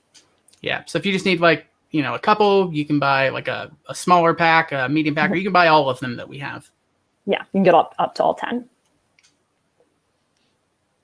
Make it a party. Yeah. Okay, yeah, so I've gotten this question quite a bit too. So if you're planning to take the MCAT this summer or fall for application next cycle, I know some students are concerned that taking the shortened exam will affect their application. I would say take the MCAT when you're ready to take the MCAT, regardless of whether it's short or not. So if you have studied, you are ready, you've got your whole plan laid out, you're reaching towards your gold score, et cetera, like it's just looking good for you this summer, and then maybe you have a really rough course load come fall and spring, definitely just go for it. They had to design this exam due to the circumstances, and they have to count it similarly to the other, like the full length MCAT. So I don't think they are going to discount anybody for having taken the short exam, because that was when was best for them to take the MCAT. Yeah. Just making sure that you're ready is always the best advice. I'm like, when should I take the exam? It's like when you feel like you're ready. I think a lot of students are constantly worried about what month is the best month for me to get in? I'm like, well, whatever gets you the best score where you're hitting what you want, that's when it's going to help the most. Yep. Okay. What else? You guys All are right. quick. I like it. Phil's like, all right, I'm done. He's out. Phil left. So Kaylee, let's talk about your application to NYU. Okay, yeah. A lot of students are like, I want to go to NYU. What do you think helped stand out on your application to NYU? I think just kind of doing some unique stuff that's not maybe your traditional pre-med stuff can kind of make an application stand out. I taught English in Italy for a summer. I did some kind of like weird stuff that I feel like. Let me stop you. Did you do it to stand out, to make your application look better, or were you interested in traveling and you're like, I'm just going to go teach English because that's a way to go over there and get some money to travel? Yeah, the second one. I did not do it to make my application unique. I did things I wanted to do, and they just happened to be weird compared to some other stuff you see. So yeah, that's awesome, and that's definitely the way to do it. Yeah. So for sure. that's cool.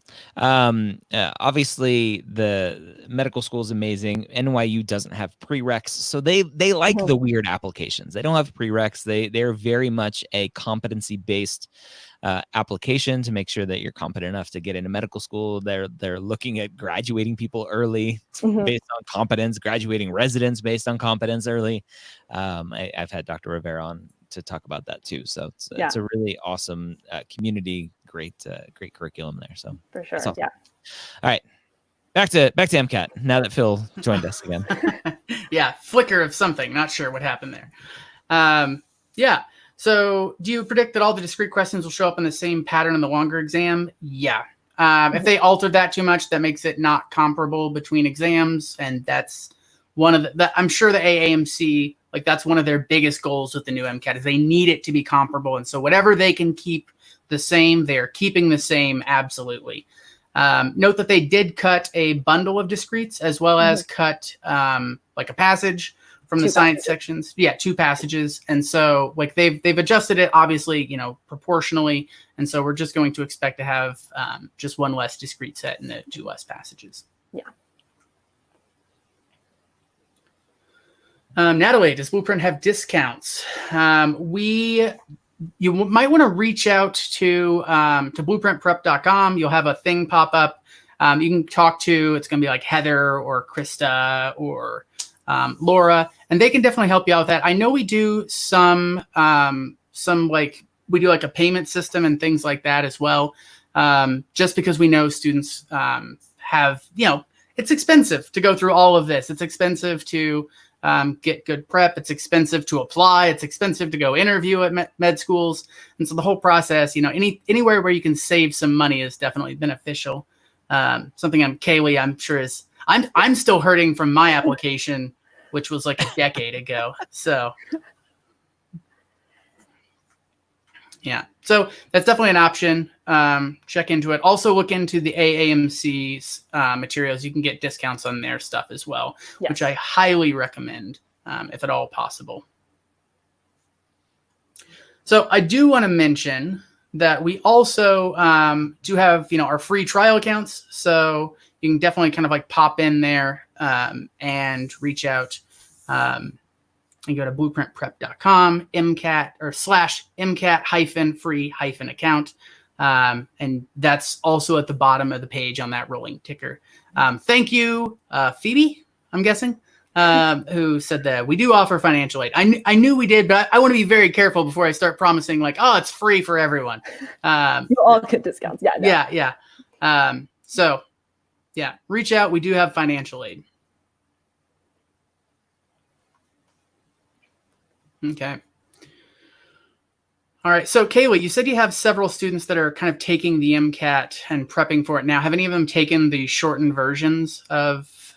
I've had one, and he actually really liked it.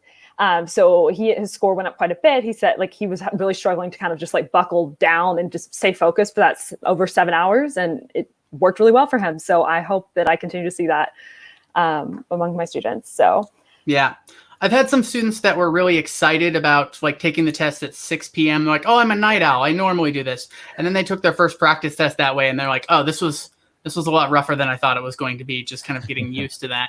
So another reason to kind of like practice. I also had students that were having kind of a hard time like switching like into and out of cars under the shortened kind of conditions. So I've been advocating for students as they're prepping to, like if you're in the middle of like a big, like hardcore bio, like studying enzymes or something like that, to do a cars passage right after that, and then go back to sciences after that, and just kind of like practice switching from kind of like a science mindset to a cars mindset and then back.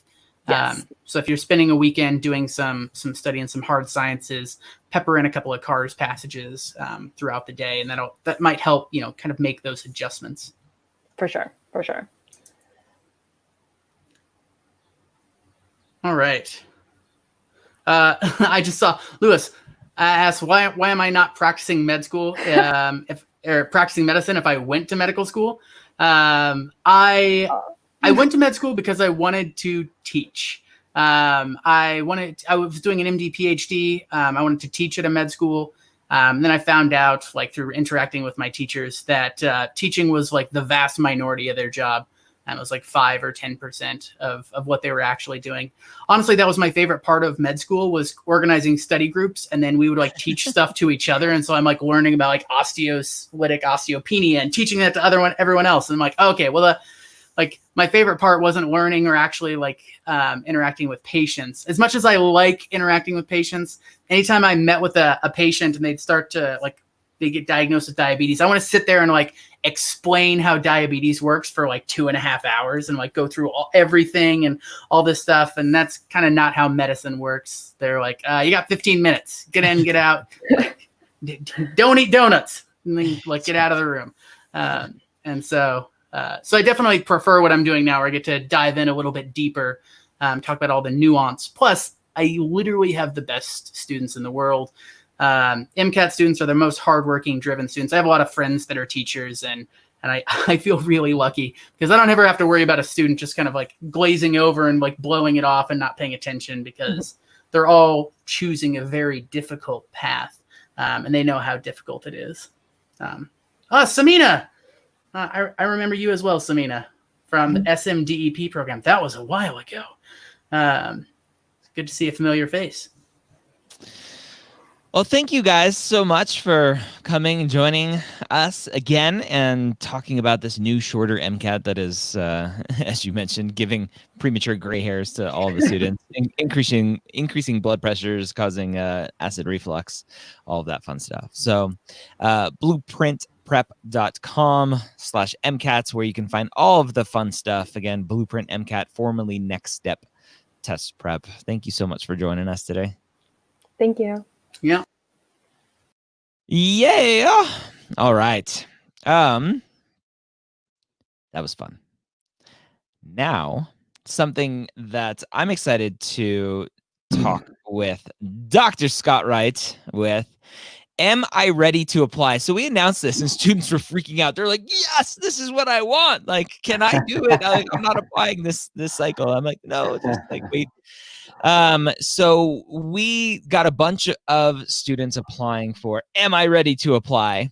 We were going to call it like red light, green light. But Am I Ready to Apply? Really just talking through some of these students' applications, potentially where they're at. Obviously, a lot is going to be based on stats and hours and stuff like that. And just talk through it. Like if you potentially saw an application come across like this, just from a numbers perspective, which are where a lot of students are trying to figure out, should I apply now or should I apply later, is the decision algorithm. So what do you say? You ready to play? Absolutely. we need some like, am I ready to apply theme music? That would be fun.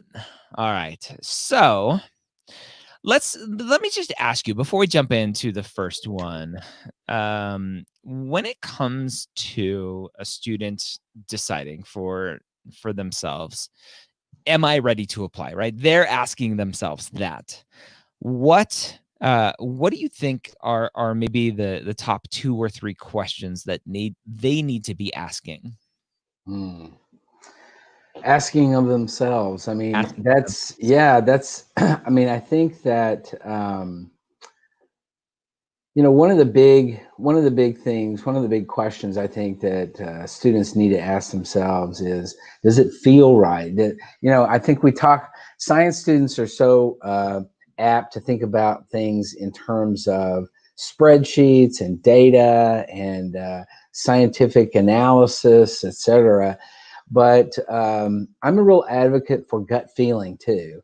Does this feel like the right time? Do I feel in my heart of hearts like this is like I'm ready, like this is a good timing? And I think that also bouncing that off of other pre-meds, the collaborative effort that we have with each other to say, where do you think I'm at? And part of that is being honest with yourself and really being willing to say, I don't think I'm ready, or have the confidence to say, I do think I'm ready. And I'm gonna push through this imposter syndrome that we've talked about a number of times today. I'm gonna push through that, and I'm going to really go into this with confidence. So I think part of it is being honest with yourself, being willing to ask questions of yourself. I think that often we don't want to ask questions because we don't really want to know the answers.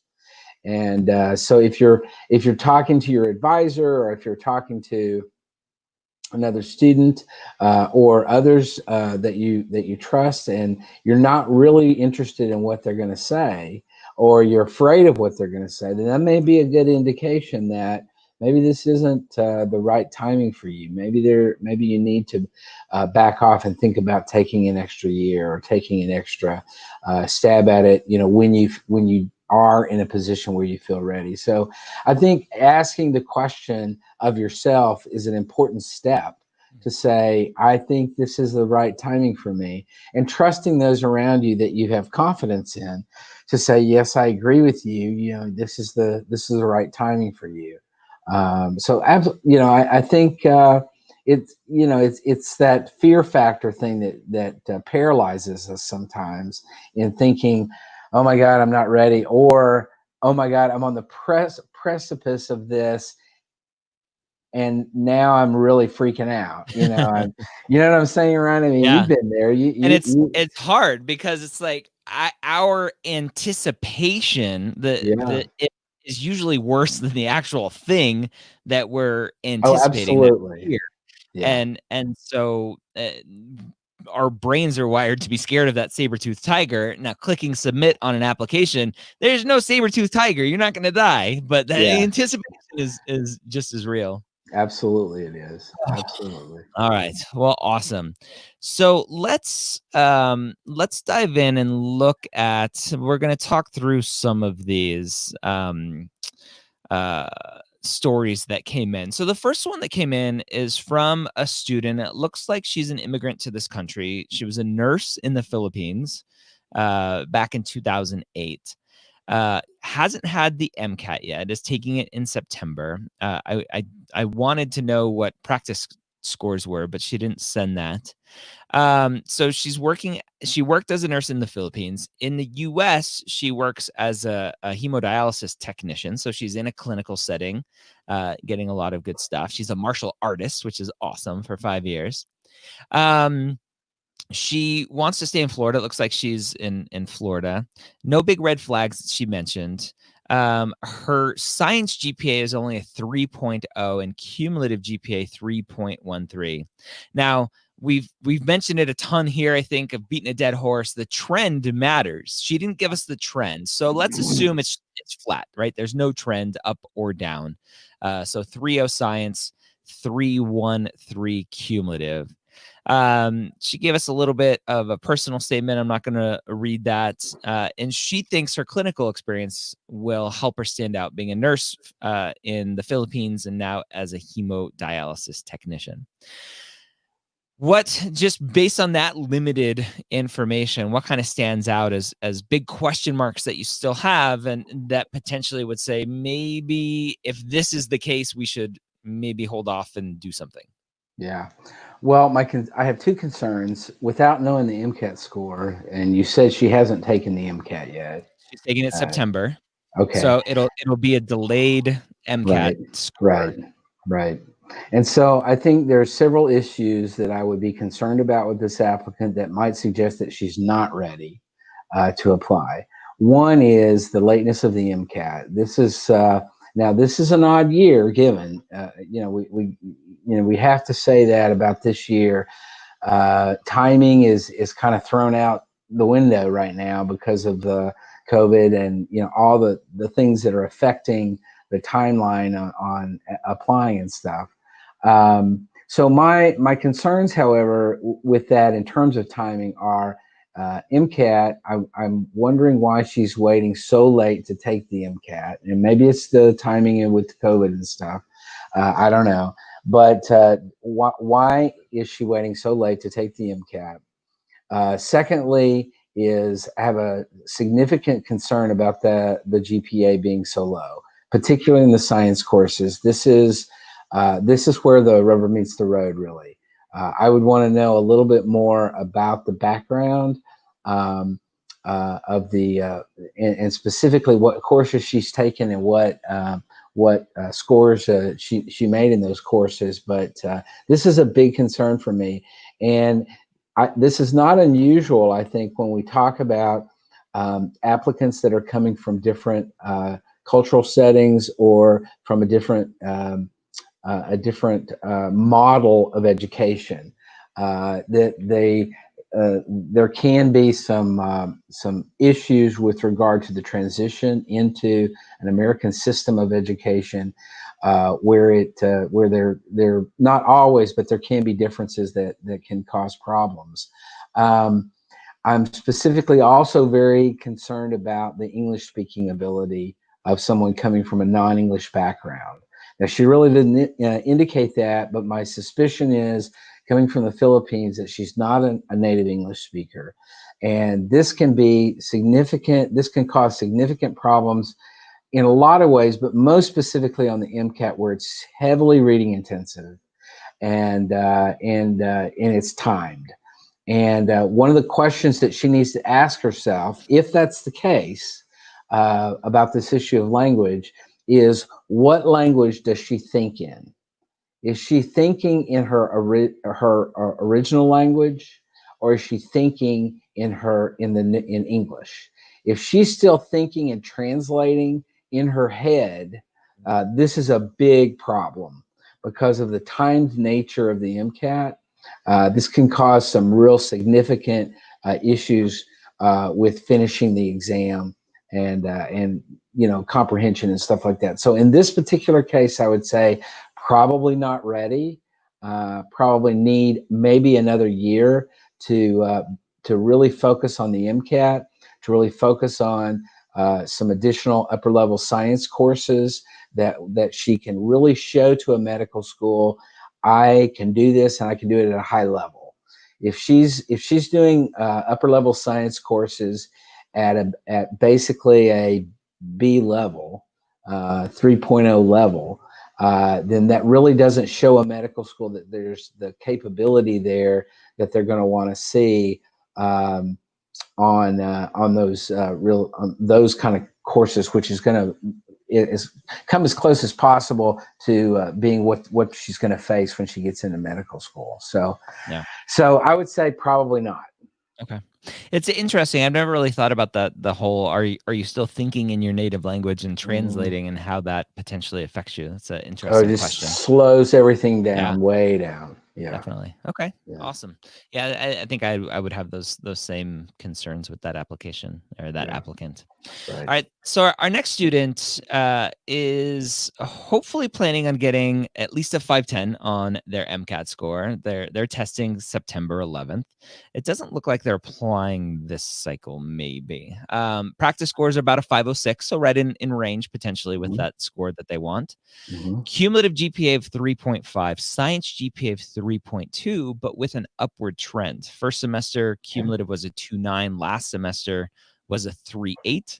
Transferred schools, the first 2 years at one school, a 3.3. The last 3 years at a better school, more esteemed school, as they put it, a 3.65. But a less upward trend in the sciences. 3.0 first year, 3.3 the last 2 years. So still struggling a little bit with those sciences. Some good shadowing hours, about 100 hours in GI, peds, oncology. Seems like that's what they're potentially interested in. Emergency room, most recently February of 2020 for shadowing. So good recency there. A scribe at a pediatric unit that they're currently doing 3 years of primate research, which is awesome. 500 hours of volunteering at a children's blood and cancer clinic, and a volunteer researcher on the twin brains study. That's cool. Wow. I'd love to have twin brains. I would love to. I could use another brain. Looks like they're interested in Texas and the University of Washington. It looks like they're in Texas now. The student's mom lives in Texas or in Washington, so some good ties to that state. Red flags. It says 3 Q drops. I don't know what Q drops are. Do you know what Q drops are? Yeah, that basically means she withdrew. She was enrolled in the course and then withdrew from the course for some reason. Okay. So a W. Yeah, basically. Okay. Correct. Okay. So 3 withdrawals, not a red flag on unless there's any on my books, unless there's any significant pattern. But it looks like they had reasons for each of those. Yeah. Brief explanation of wanting to be a doctor. Right, they started off as a biological anthropology student. Makes sense to that primate research, and then started volunteering at the blood and cancer clinic and became a pre-med student, and had some experiences then. Something that she thinks will help her stand out: a seamstress of reusable coffee filters for 7 years. Originally, again, this biological anthropology student excavated a 2 million year old rhinoceros remains in another country. And yeah, so it's an interesting little journey here. What are your thoughts on this student? Well, I think it sounds promising to me. I'm encouraged about the upward trajectory on the GPA on the courses. I think that it sounds like switching schools was a good thing for her, that it really, which can sometimes happen. You need a new start, you need a new scenery or whatever. And so that can be very powerful, I think, sometimes. I'm very interested in, I mean, the way you describe it, this would be the kind of applicant that I would read the essay, I would read the application. I would think, wow, I really want to meet this student. You know, I want to meet her and you know, and talk to her and find out more about her. And that's exactly what you want a reviewer to think. Yep. You want a reviewer to, at the end of reading your application, you want them to be thinking, I'd really like to meet this person. So it sounds very promising to me. I would probably risk, you know, not that it's a risk, but I'd probably say go for it on this one. I think she's got a lot of good stuff in her background, a lot of really strong contact experiences and clinical experiences, some real broadness about her that is very fascinating, and medical schools these days really love that kind of stuff. It diversifies the class. It gives breadth and interest and all that. What I always suggest is you identify and make your plan to apply to medical school, and then what you want to do is you want to plan for the worst. Hope for the best, plan for the worst. So if her plan was to apply this year, then she would want to plan out her year as if she didn't get in and she was going to reapply next year. So what's she going to do in this intervening year until she applies next year? So she's going to hope for the best. She's going to plan for the downside. And but I would say, yeah, go for it. I mean, I think there's some richness there that would really would really cause some interest to many of the schools. I'd want to invite her and then steal her phone and look at her pictures of dinosaur bones. Right. I want to play with dinosaur bones. That's awesome. All right. So our next student here, last MCAT score was a 494. Plan to retake in July. Currently scoring at a 505. Hope to score a 510, but realistically a 508. Science GPA 3.447 for AMCAS, 3.440 for AACOMAS, cumulative GPA 3.564, and in a post-bac 10 hours at this point are 3.73. So looks like a nice upward trend there. Yep.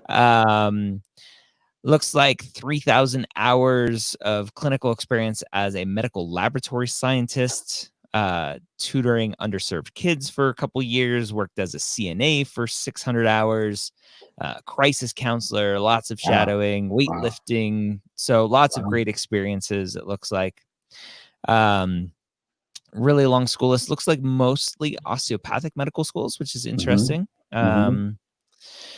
There's some MD ones as well. She gave us a big list here. No red flags. I want to be a doctor because I want to change the lives of others. I want to be there for patients during the most vulnerable times in their lives, and I want to be a part of the team who helped with their success. As a doctor, I will have the opportunity to do that, I guess. Any interesting things about you? I asked at the end. She's like, I was in a movie.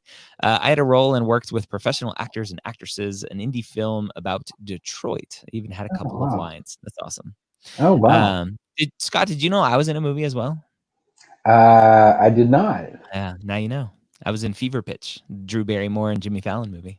Oh, really? Yeah. And do you have any lines? I did not have any lines, but I did. I was on screen. I was a baseball player extra in the movie. Oh, okay. And in the scene with Drew Barrymore getting hit in the head with the baseball and needing to go to the hospital to get scanned, and they're back at their house.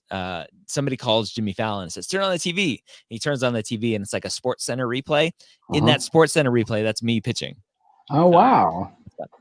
Well, I wouldn't quit my day job just yet. I didn't. Don't worry. They never called me back.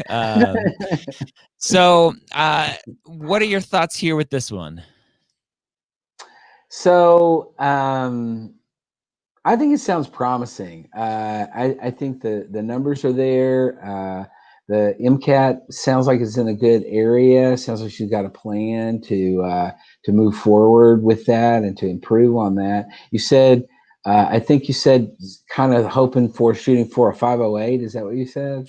510, realistically a 508, going up from a 494. So nice, huge jump there. Oh, yeah. How often are you looking at that going, oh, the MCAT score maybe is not that great, but look at their first one. Wow, it's a huge improvement. Yeah, I mean, that does happen. I've seen students who, like, really blew the top out of it after not doing so well. In fact, my nephew, who is starting medical school this summer, did just that. Sort of did okay, and then wham, and I think his improvement was 13 points. Wow! And from one sitting to another, so it's amazing. Point increase. But yeah, I mean, I think this is another one where I would say, the numbers look good. The activities and stuff are outstanding. I wouldn't delay on an application for that student. I think there's really no reason to hold back and put yourself out there. As we've already sort of discussed, you're pushing the submit button, you're putting yourself out there. It's a bit scary, but there's no downside to doing that because reapplicants are not punished for being simply a reapplicant. Yep. You do have to show that you've recognized what the problems were in the previous application, or you've worked to improve on what you've been doing. But otherwise, I mean, put yourself out there, and there's not very many absolutes in the medical school admissions process. The only one that I have ever known is if you do not apply, you will not get in. So, put yourself out there. Absolutely. I'd definitely say yes on that one. Okay. All right. This is an interesting one. We'll see where this one goes. So no MCAT score, scheduled in August after 3 rescheduling appointments, unfortunately. Thanks, COVID. Science GPA, 2.5, cumulative GPA, 276. They put the third number in there in case that 0.009 actually helped. 2509 2763. Post-bac science GPA 3667. They didn't unfortunately they didn't say how many credits that is. Yeah. So let's assume it's 20 credits, right? Some significant number. So this is a student who obviously did very poorly in their first go round, and something flipped. It looks like UCLA for undergrad, and now they're at University of Arizona for their post-bac. Still planning on taking classes throughout the summer and the following year. Worked at Disney as an EMT. Kind of cool. Obviously, Disney's closed right now, although opening up July again. UC Irvine as a senior trauma technician, emergency department technician, emergency room technician. So lots of clinical experiences, some leadership experiences they put in here, some cultural leadership experiences, some good volunteer experiences. Looks like they gone to a bunch of conferences around trauma, and looks like their application screams future ER doc. That's obviously what they're interested in. Right. Emergency medicine stuff. They're in California, applying to all the UC schools, along with private schools. GPA, obviously, they put as the biggest red flag. The student putting that their father passed away in the last year of undergrad at UCLA, so maybe that potentially is what tanked the GPA. Cardiac arrest at home. I froze and didn't start CPR until the dispatcher instructed me to. That's brutal. One of my best friends had to do CPR on his own dad, and it's just like, it's brutal. It's just unfortunate. That's tragic. Yeah. So that potentially explains, right, this emergency medicine love as well. So their story, I believe my story and experiences will help me stand out in terms of work experience. I believe being EMT for Disneyland is something that will help me stand out. So that's where they're at. I there's several things I would want to know, but to dig a little bit deeper into this particular application. I would want to know how long the distance was between the previous academic work and the new academic work. In other words, is this a student who has been at it for 5 or 10 years and has worked as an EMT for quite a while, and whatever? Or is this somebody who kind of went straight from UCLA to University of Arizona and is now working out the post-bac stuff? I think often, not always, but often, the big mistake that non-traditional students make is that they try to rush it.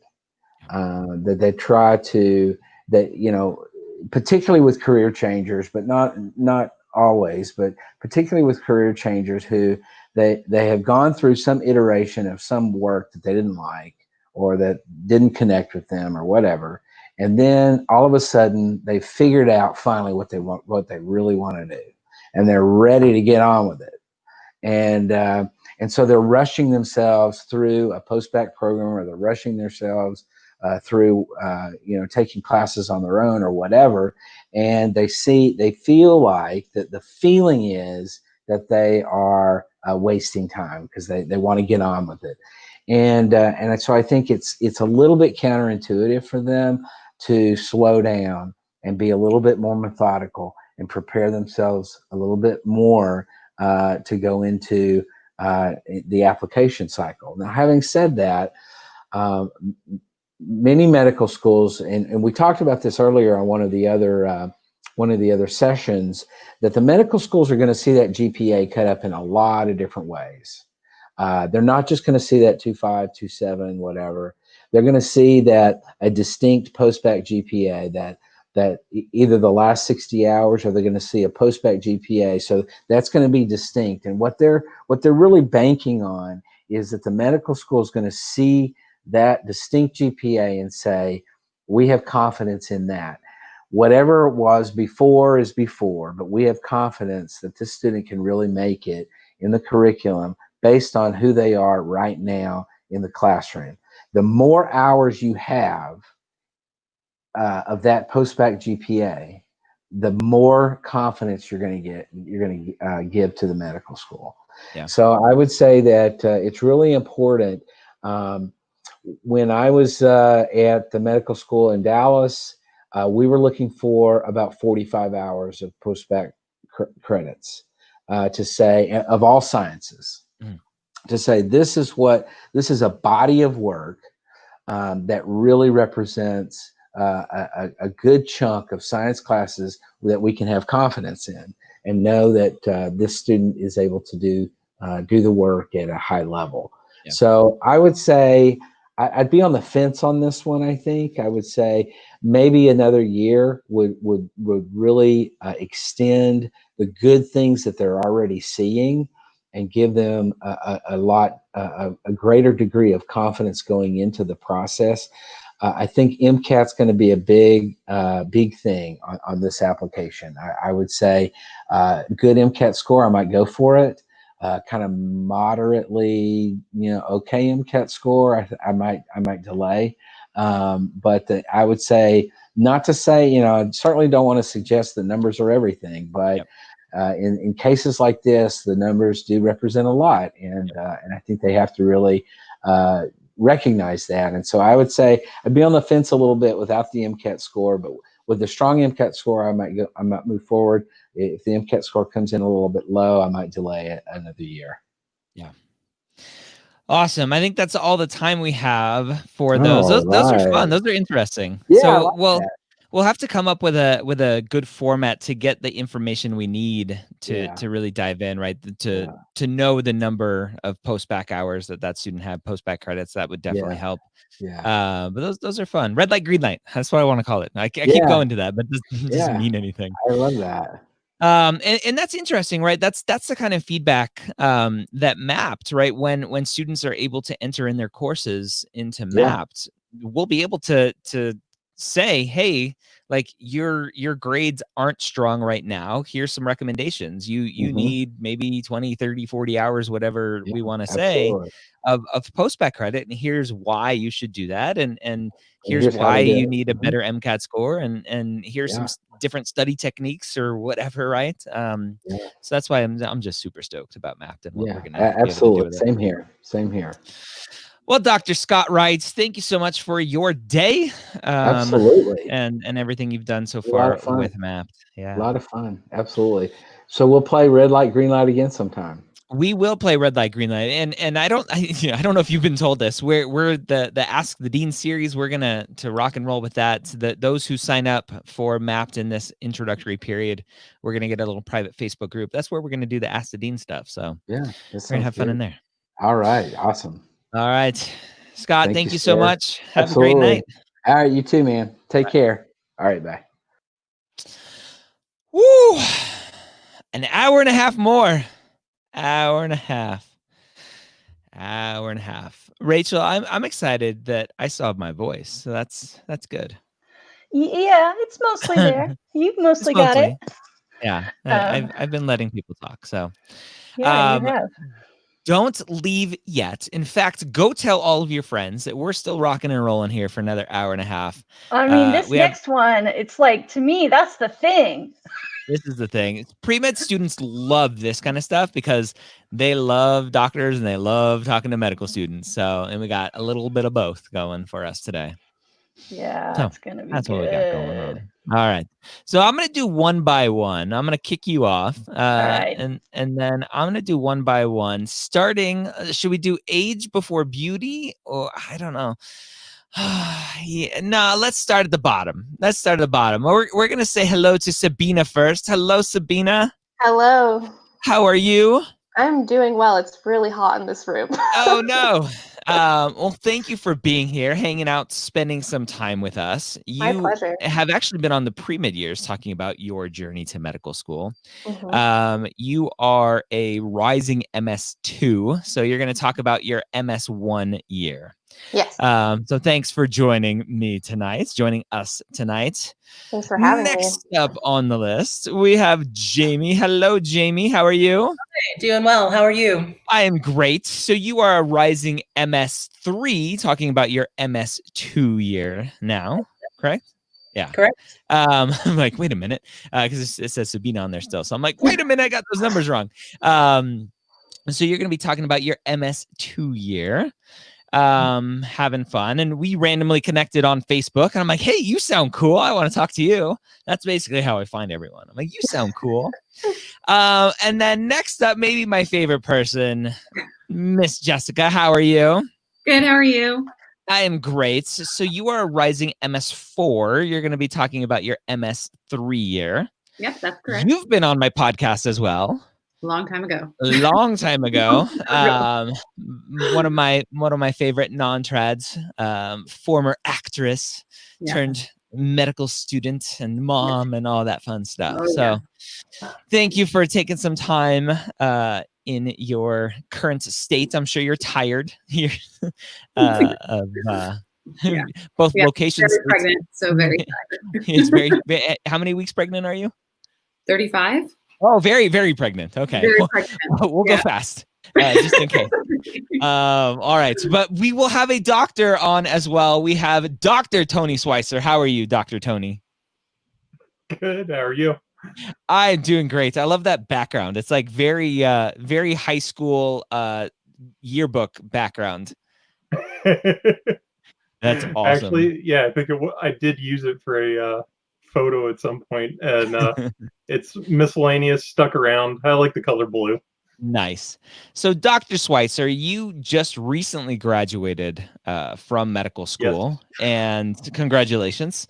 And so you're going to represent the MS4s or OMS4s, as the osteopathic students like to sometimes call themselves. So bring the questions in the comments section. Bring them hot and heavy. We'll pull lots of questions for our students tonight. I want to start off with, what has been the most interesting part of your medical school journey so far? Jessica, let's start with you. The most interesting, I had a baby during my first year. and how did the medical school handle that? They were great. I mean, they were super supportive.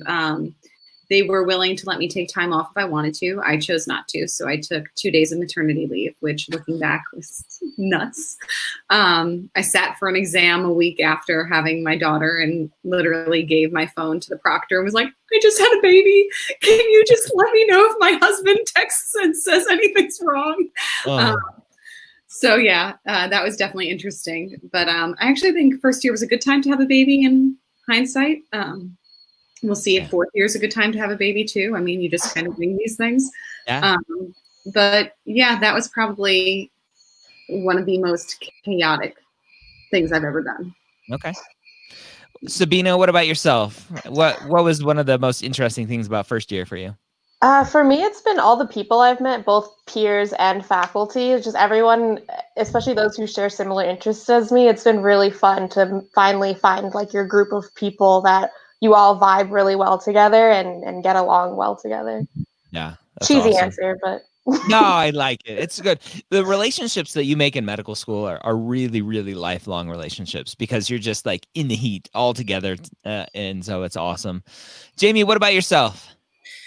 I think year 2 is all about step studying. So I'm right in the midst of that, and that's getting better as time goes on.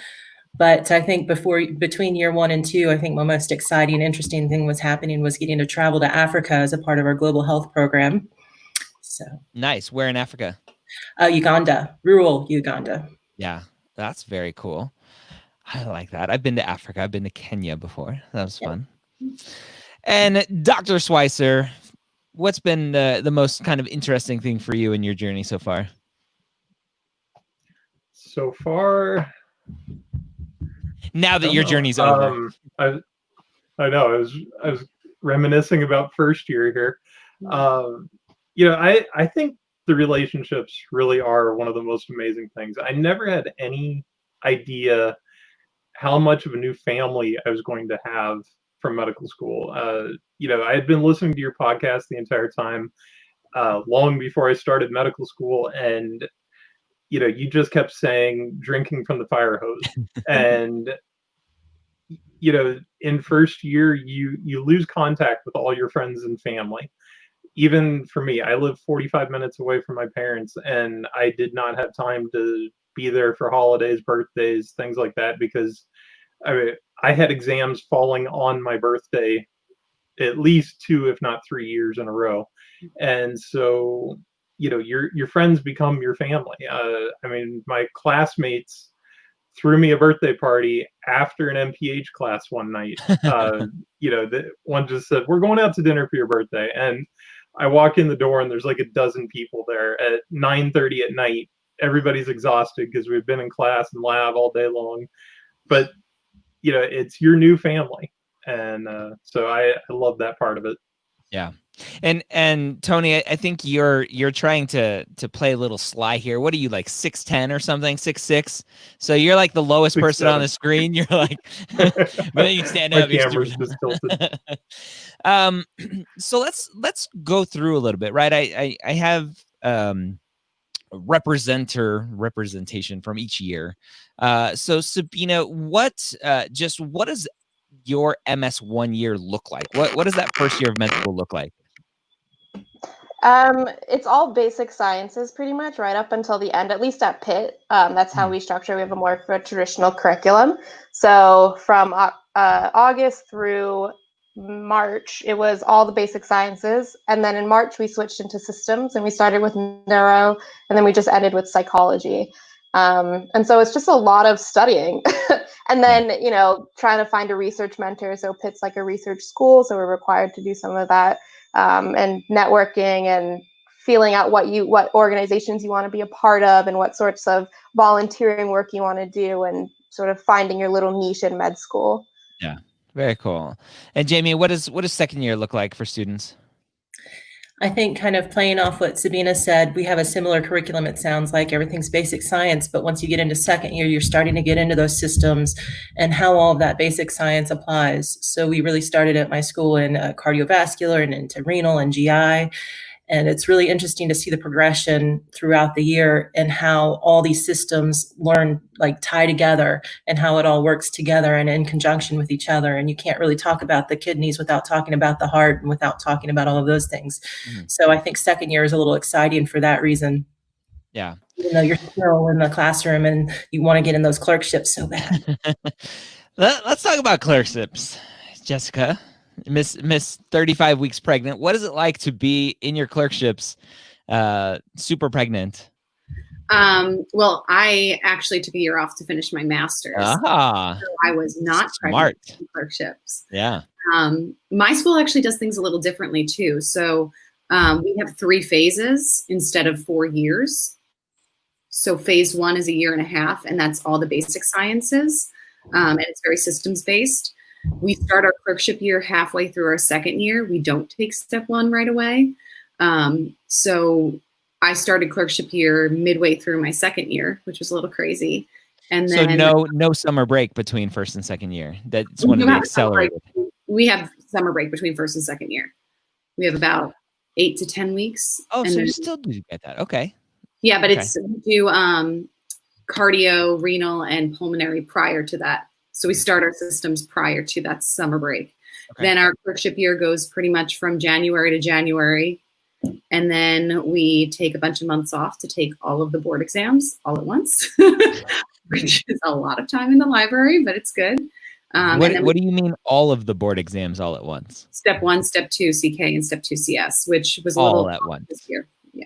Wow. Okay. So I took all 3 of those exams within 3 months. Wow. Okay. Yeah. That sounds horrible. But okay. Yeah, you just become a really good test taker. You kind of just do it. It's like anything with med school. You just kind of do it, and it all is fine. Everything works out. So, and then 4th year starts. I mean, I'm kind of in my 4th year now, technically. So. Interesting. That's a very different way to structure it. What I've seen a lot of schools that do that accelerated kind of preclinical 18 months, they get rid of that summer. And so there's no summer once you start medical school. I'm like, no, like that's the last last hope for no, our school students. still keeps that because there's also a scholarly concentration program. So a lot of people will do 8 weeks of research or something during that time. Cool. Okay. A lot of students are asking where you go to school. You don't have to say if you don't want. We've been keeping that pretty private. It's fine. I go to Stony Brook University in New York. Okay. Awesome. And I know Sabina, you mentioned where you're at school at Pitt, right? Mm-hmm. Yeah. Jamie wants to remain anonymous, which is fine. That's normally what I do with students. So that is. I'm in Texas and I live in Galveston. Y'all can figure it out. I love it. And Tony, what does 4th year look like? A lot of students, a lot of pre-med students hear that 4th year is potentially a waste and you don't do anything. And what's going on 4th year? Oh, you're muted. Let's unmute you. There we go. Sorry about that. Hey, 4th year is all about auditions and really getting into the things that you like. At my school, we had 3 required rotations, ER, and then we also do 8 weeks of rural and underserved medicine. Other than that, it's up to us what we're doing. So, most people, it's auditioning for their specialty. Some specialties you have to audition. Like emergency medicine, you need letters from ER program directors. And so 4th year is all about running around to different programs and getting those letters of recommendation so that you can apply for residency. Yeah. From there, September through December, January is interview season. So, we're submitting our applications for residency and flying all over the country, doing interviews.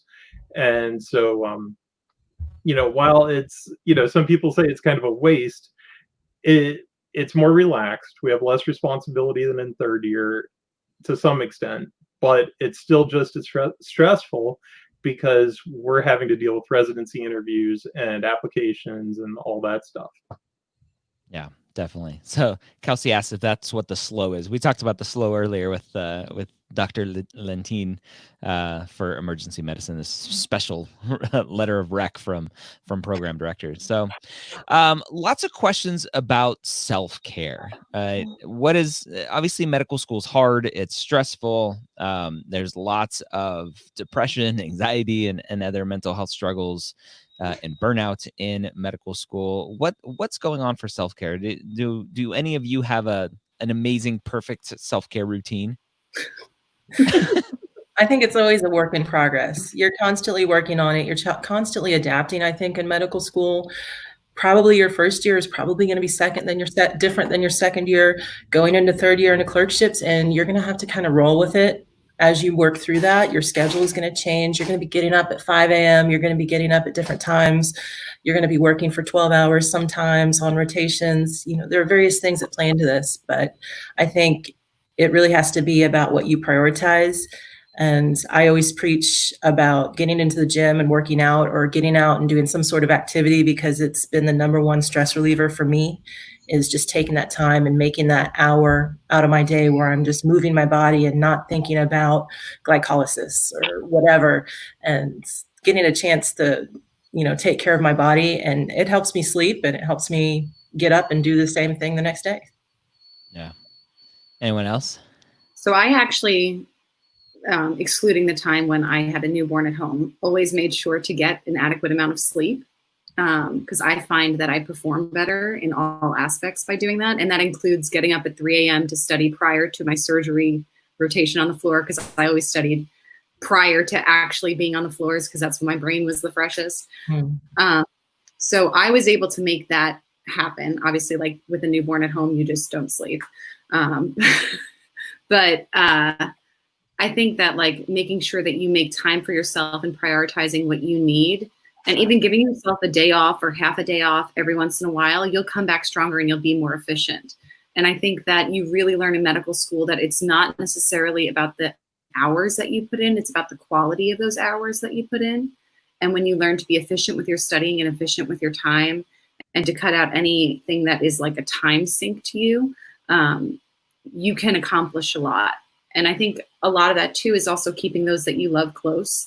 My family was a huge stress relief for me, coming home to like my husband and my daughter, and it's like a breath of fresh air. She's happy to see me no matter what happened on the floors, or what thing came my way, or what patient passed away in a heartbreaking situation. Because there's some emotional stressors that come along with medical school and medicine in general. I mean, you see people during some of the hardest times of their lives, and being able to come home to that like smiling face was really great for me.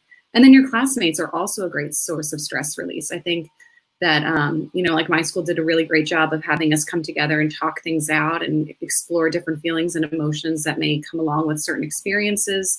And also just having that core group of friends, creating that family within your friends at medical school is a great opportunity to kind of relieve some of that stress and have fun. You should have fun during medical school. Lots of fun. Yeah. Lots of work, but lots of fun as well. What has been the best study skill or habit that has helped you be successful? Sabina, let's start with you with this one. Yeah, so I had to adjust my study habits and methods coming into medical school. I had a couple grad school years under my belt, and so I was like, oh, I've got the studying thing down. But I mean, as you've mentioned, like fire hose, and so I was not ready for that. And I sort of had to meet with someone. We have like a person here who helps you learn, helps figure out how you best learn. And I figured out that practice questions works best for me. And so in the second semester, so starting in January, I pretty much did content review. So I would, all of our lectures are recorded. So I'd either listen to the lecture or just read through the notes. And then I just do practice questions. And, my curve would go from like failing most of the questions to doing super well for the towards the end. But it was really, that has really been super helpful. Awesome. What about Tony? Have you had any good study skills, habits that you've picked up along the way that you could share with some others?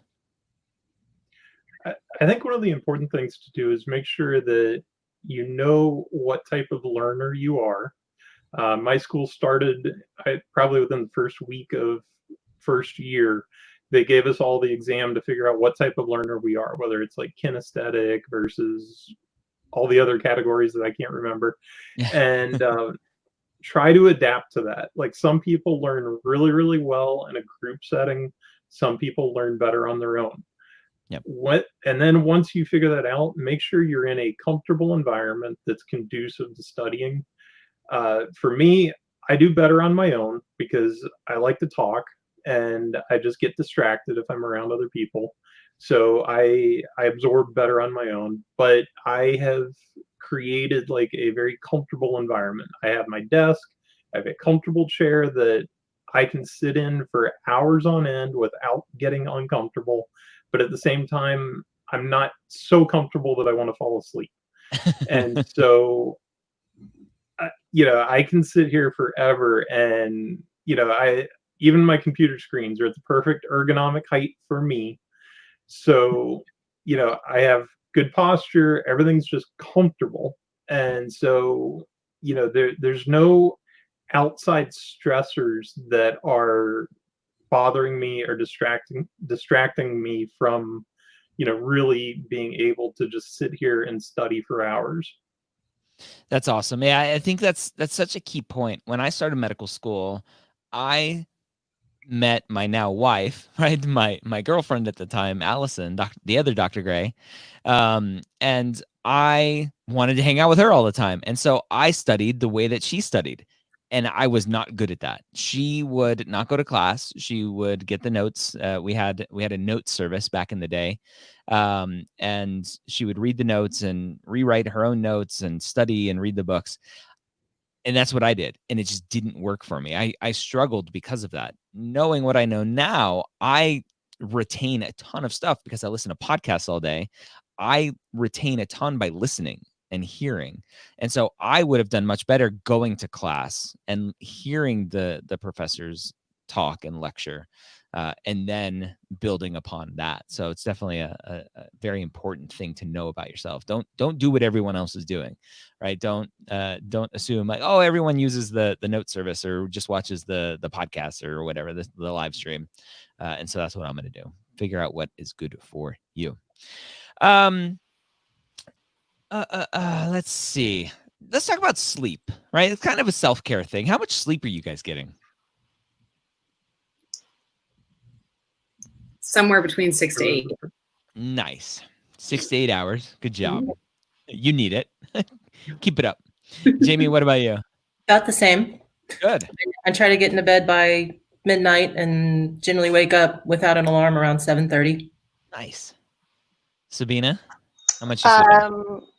I'm struggling with insomnia right now. So like all throughout first year, I had bouts of insomnia. So on a good night, 6 to 8, but when I had a bad night, 3 to 4, but not related to med school. Not related to med school. It's Not just related to life. med school. Yeah, Yeah. just life in general. Okay. Tony, what about you? In the first few years, average probably about 6 hours. It didn't help that I added the MPH in. So I had all those extra classes, studying and projects to do because our MPH runs concurrent with the 4 years of medical school instead of being a year on its own. So it was probably about 6. In fourth year, it gets much better though. Yeah, much, much better. Yeah. Talk about the rumblings on campus with step one going pass fail. What have the rumblings on campus been? It won't affect any of you, but I'm sure students are talking about it for future students and what they're going to expect. I think the big question right now is, does something take step one's place? So does step two take step one's place?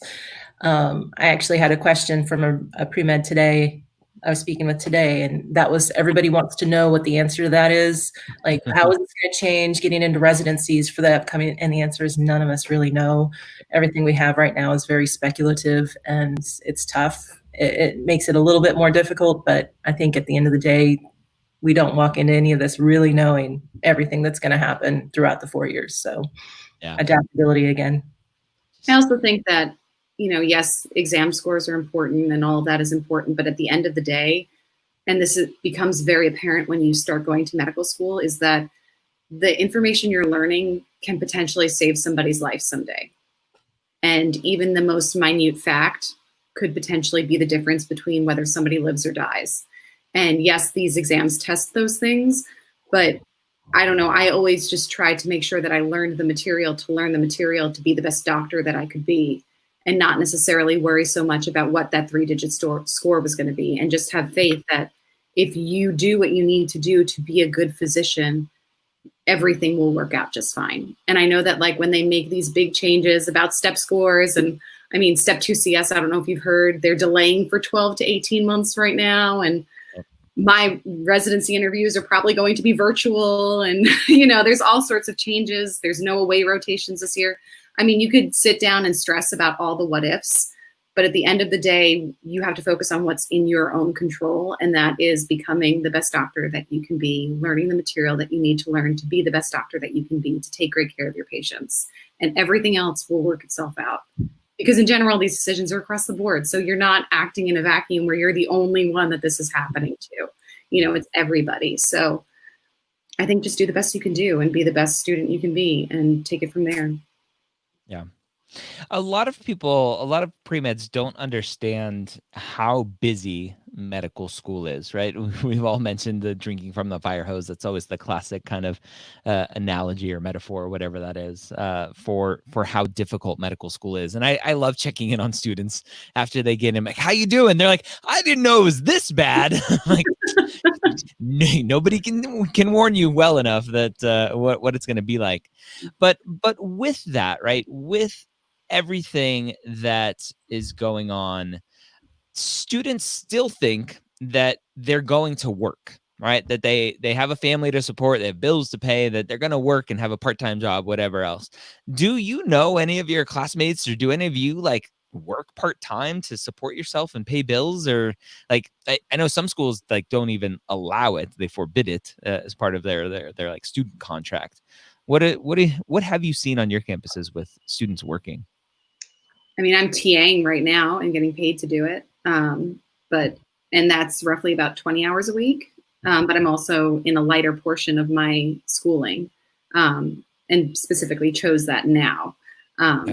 Definitely during first year, or especially during clerkship year, because you can be on the floors for 80 hours potentially. To then add 20 hours on top of the 80 hours is, again, things are going to start to fall. And at the end of the day, you're learning what you need to learn so you don't kill people. So you want to make sure your attention can be on learning what you need to learn. Yeah. Are you TAing on campus at the medical school? Yeah, so I'm also a dual degree student. I'm an MPH student, so I'm TAing some of the public health courses, and I'm going to TA again in the fall during my sub-I too, which will be a little difficult. But it's not common to work a traditional job, but there's like anatomy TAs at my school. There's biochem TAs through the medical school. So people will sometimes take on TA positions or smaller jobs, like working for a research department, or I worked for the neurology department for a little bit too, doing some like continuity work. So, but not crazy hours, not full time, and stuff that's super flexible. So if I had an exam during one week, I could say, hey, I can't come in this week, and it was fine. Yeah. Tony, I know you were kind of super involved in a lot of different things. What was that like for you, and what are other students doing on your campus? Well, and I don't think it's possible to do it anymore. When in my first 2 years, one of the things is we had what were called AV captains, where students got paid to record the lectures. So I did that, where I just got, I think I got paid less than minimum wage to make sure the professor's PowerPoint was working right and that everything got recorded. And that brought in a little bit of money. I do have some classmates that also worked as TAs. My school, is a full university, so I think they TA'd in the chemistry department, and we had anatomy as well that some people did. But for the most part, there's just very, very little time. We as student employees are restricted to 20 hours a week max. Even for me, while recording lectures, even if I sat in the classroom for 40 hours recording lectures, I was legally only allowed to charge for 20 hours. And, because there's very, very strict rules on just how the whole thing works. And, when it comes to healthcare providers, my current class, because I took the year off for research, my current class, there is one classmate who was a CRNA before she went to medical school. So she would pick up shifts just per diem, like on breaks and stuff like that. I've got another classmate who was an EMT. He would go home and pick up shifts on breaks. But that was it. I mean, normal day-to-day stuff, like we just didn't have time to work. I've shown the example on the Facebook group of how medical school, and at least for me, easily took up 80 hours a week, and there's only 168 hours in a week. So if you add up all the sleep and everything else, there's very little time left over. Yeah, definitely. What class that you took in undergrad, what class do you think set you up for some sort of success in medical school? Sabina? I'm thinking. I don't know the answer to that. Okay. Jamie? Yeah. I want to say biochem was pretty helpful. You will see probably not as in-depth biochem as what you do in undergrad, but you're still going to do a very broad overview of biochem, just maybe not quite as deep once you get here. And then I did get to take some upper level biology sciences like endocrinology and parasitology, and just because those are my interests. And I think having seen those before was kind of helpful getting here, even though it almost felt like I was starting from scratch when I actually got here and did it again. But yeah, interesting. Okay. Jessica, what about yourself? I'm going to throw a curveball and say clowning. Clown. Can you hear me? Clowning. Oh, clowning. Clowning. I think they said clapping. I'm like, clapping? What's clapping class? I was a drama major in college, so okay, patched. And it was probably the most terrifying class I've ever taken in my life. Our first assignment was to stand up in front of the class and be funny. You were allowed to laugh unless you were funny. And people were up there for 20 minutes or so, and nobody was laughing. And it was when people were finally honest in their emotions that people laughed. So people got angry. One girl started crying and people laughed. So I mean, but it taught me that, to kind of like break out of your comfort zone. And that happens sometimes when you walk into patient rooms. It happens when you walk into exam rooms. It just teaches you kind of to deal with your emotions and kind of roll with the punches and listen to yourself and where you're at and be in tune with where you are. So it didn't necessarily prepare me for the material in medical school, but it prepared me for being a medical student and being in medical school. That's awesome. What about yourself, Tony? I think medical terminology.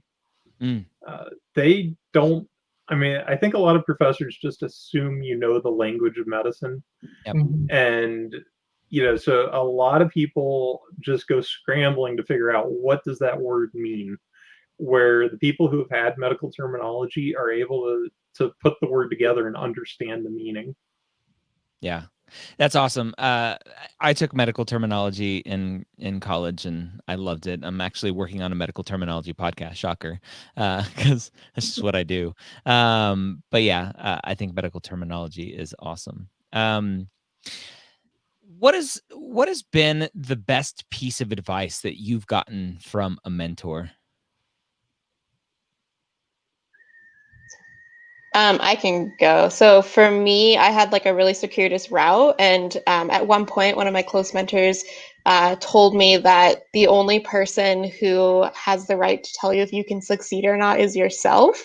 And that really hit home for me because I had a lot of people doubting me along the way. And so anytime I ever encounter like another pre-med or anyone really doubting themselves or saying that other people are doubting themselves, I just remind them of that. And that if it's something that you really want, then like you just have to put in the work and the effort and you can make it happen. There's someone I listen to, a podcast I listen to, and he always talks about the self-doubt in your head. Those are other people's voices. Somebody else put those voices in your head. Those aren't yours. So that's a very interesting way to look at it. What about yourself, Jamie? Any good advice out there from a mentor? A lot of them. I had to kind of narrow it down real fast. I've been told don't look left and right so much. It's very easy to get competitive and see, oh, what are they doing over there? Even once you get here, it's easy to do that. Oh, are you shadowing? What are you doing? Are you already involved in research? And everybody's medical school journey is their own. And you're going to do your own thing and you get to create your own experience while you're here. So do the things you're passionate about. Don't make it about like, oh, I see so-and-so scoring so high and studying this many hours and going into the hospital before third year and those sorts of things. Do it the way that you think you need to do it and kind of put on a little bit of blinders and run your own race. My favorite quote. Jessica? Kind of similar to what was just said, to kind of pursue what you're passionate about. And it's actually something that you stressed often in the pre-med years or prior. I forget, medical school HQ was when I was listening to the podcast way back when. But you know, don't do things because you're trying to check off check boxes. It's way more interesting if you create your own story and pursue what you're passionate about, because ultimately you're developing your own career. So kind of stick with what you feel interested in and don't do things because you think you should be doing those things. Yeah, love it. And it's still, right, even a lot of students think that the extracurriculars, these activities, research and shadowing and volunteering, all that stops once you're in medical school, but it can continue. So you're still building for that next application for residency. Tony, what about yourself?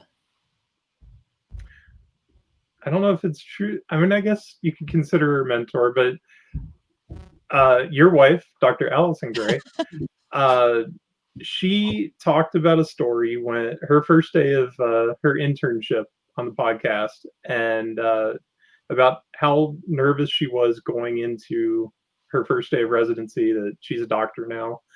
And that story has stuck with me from before medical school all the way up to this day.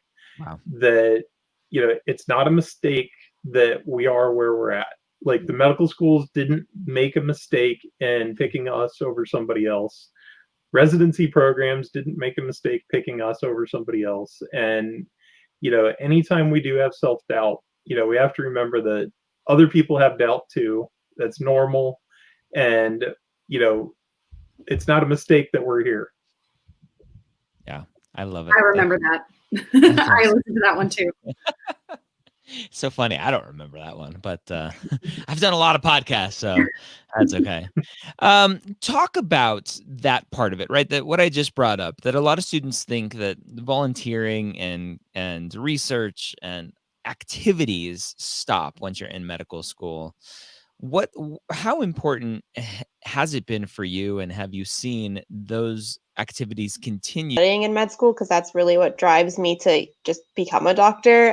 So I'm passionate about like public health research and LGBT health and reproductive rights and all of that. And so using those volunteering experiences and those research experiences outside of studying really helps sort of recharge me when I'm feeling unmotivated to study like patient interactions or making any little difference in whatever field I'm trying to make a difference in. Really just sort of reignites you when you're feeling a little burnt out. And it just reminds you of like why you're there, you know, beyond the nitty gritty enzymes that you're reading about. There's people behind everything. And so I spend a lot of my time, if not all of my time outside of studying, doing extracurricular work. Not necessarily for residency applications, but just because I thoroughly enjoy doing it. Jessica, you were gonna say something? Yeah, I think it's, again, like medical school is an opportunity to continue to pursue your interests. So I'm getting the dual degree in public health, but I'm also interested in high quality healthcare, patient safety, quality improvement. So I've been involved in several committees with, you know, attending physicians and residents and interns. I'm also interested in medical education. So I've done some research, but I've also sat on like education committees to kind of see what goes on behind the scenes when it comes to medical education. So I think if you like, they actually do think about what they're doing to us. So I think that, you know, your medical education isn't just limited to what you learn during the hours that you're in medical school. And there's so much more to becoming a doctor and so many other aspects of being a doctor. Like you can have a career that is both teaching and seeing patients, or doing research and seeing patients, or sitting on committees and, you know, being an administrator in a hospital and potentially seeing patients. So I think that you can use medical school as an opportunity to start to develop an idea of what you want your career to look like. And doing extracurriculars are often a great way to do that. And then also, you know, volunteering at like the free student clinics are a great way to just give back and to remind yourself of why you're here in the first place. See patients when you can't see patients as a first year, you know? Yeah, definitely. Jamie, Tony, anything to add to that? I did want to say really quick that at my school there was a big push to say that you don't necessarily have to get involved right away. It's very easy to come in and you're super excited about everything and you sign up for every single thing and then you become overwhelmed. And it's okay to take that first 3-6 months to kind of figure out how studying is going to be different and get yourself settled in. And that's okay too. And it kind of plays in what I said before about looking left and right. Other people are going to get going right away, but that's not necessarily what you have to be doing. You don't want to not do anything to enhance your education through these extracurriculars like Jessica was talking about, but don't feel pressured to right away. No. If there was one thing you could change about medical education, what would it be? Tony, since you're the doc now. One thing just to add to the last one real quick. My school requires 200 hours of community service in the first 2 years. So we had to participate in extracurriculars for that. But let's see, what would I change? Oh, it's a tough one. You know, I think meeting foreign exchange students, I had the opportunity to work with some students from Austria in my third year. They come to my hospital to see what it's like to be in the US and what our healthcare system is like. They have a completely different approach to medical education. And at the end of the day, it seems like their physicians are just as competent and just as qualified as US physicians, but they have way less stress than we do in the process. And I think that might be something to consider. You know, they don't have as much burnout. They're very restricted on the number of hours that they can work. And I mean, they just have a much more efficient system. And they also pay, I think it's 20 euros a semester or something like that to go to medical school. Sold. 20,000. Austria, here I come. So yeah, those are all appealing characteristics. I know a lot of it would be virtually impossible in our current system, but it's something to strive for. Yeah. Jessica, what about yourself? What would you change? I think, and I think it's starting to happen a little bit, but to start shifting the focus so much from the book learning and the content, which obviously is important because you need to make sure you don't kill patients, but to focus on communication skills, medical ethics, the humanity aspect of being a physician, because you can know all of the details in the world, and if you have a patient who you're giving bad news to or something, and you don't do that effectively, and then you start describing things and telling them things, none of that's going to sink in. And I think that one of the beautiful things about being a physician is that not only are you the scientist and learning all of this material and kind of a expert in this field, but you also are caring for people during their times of greatest need.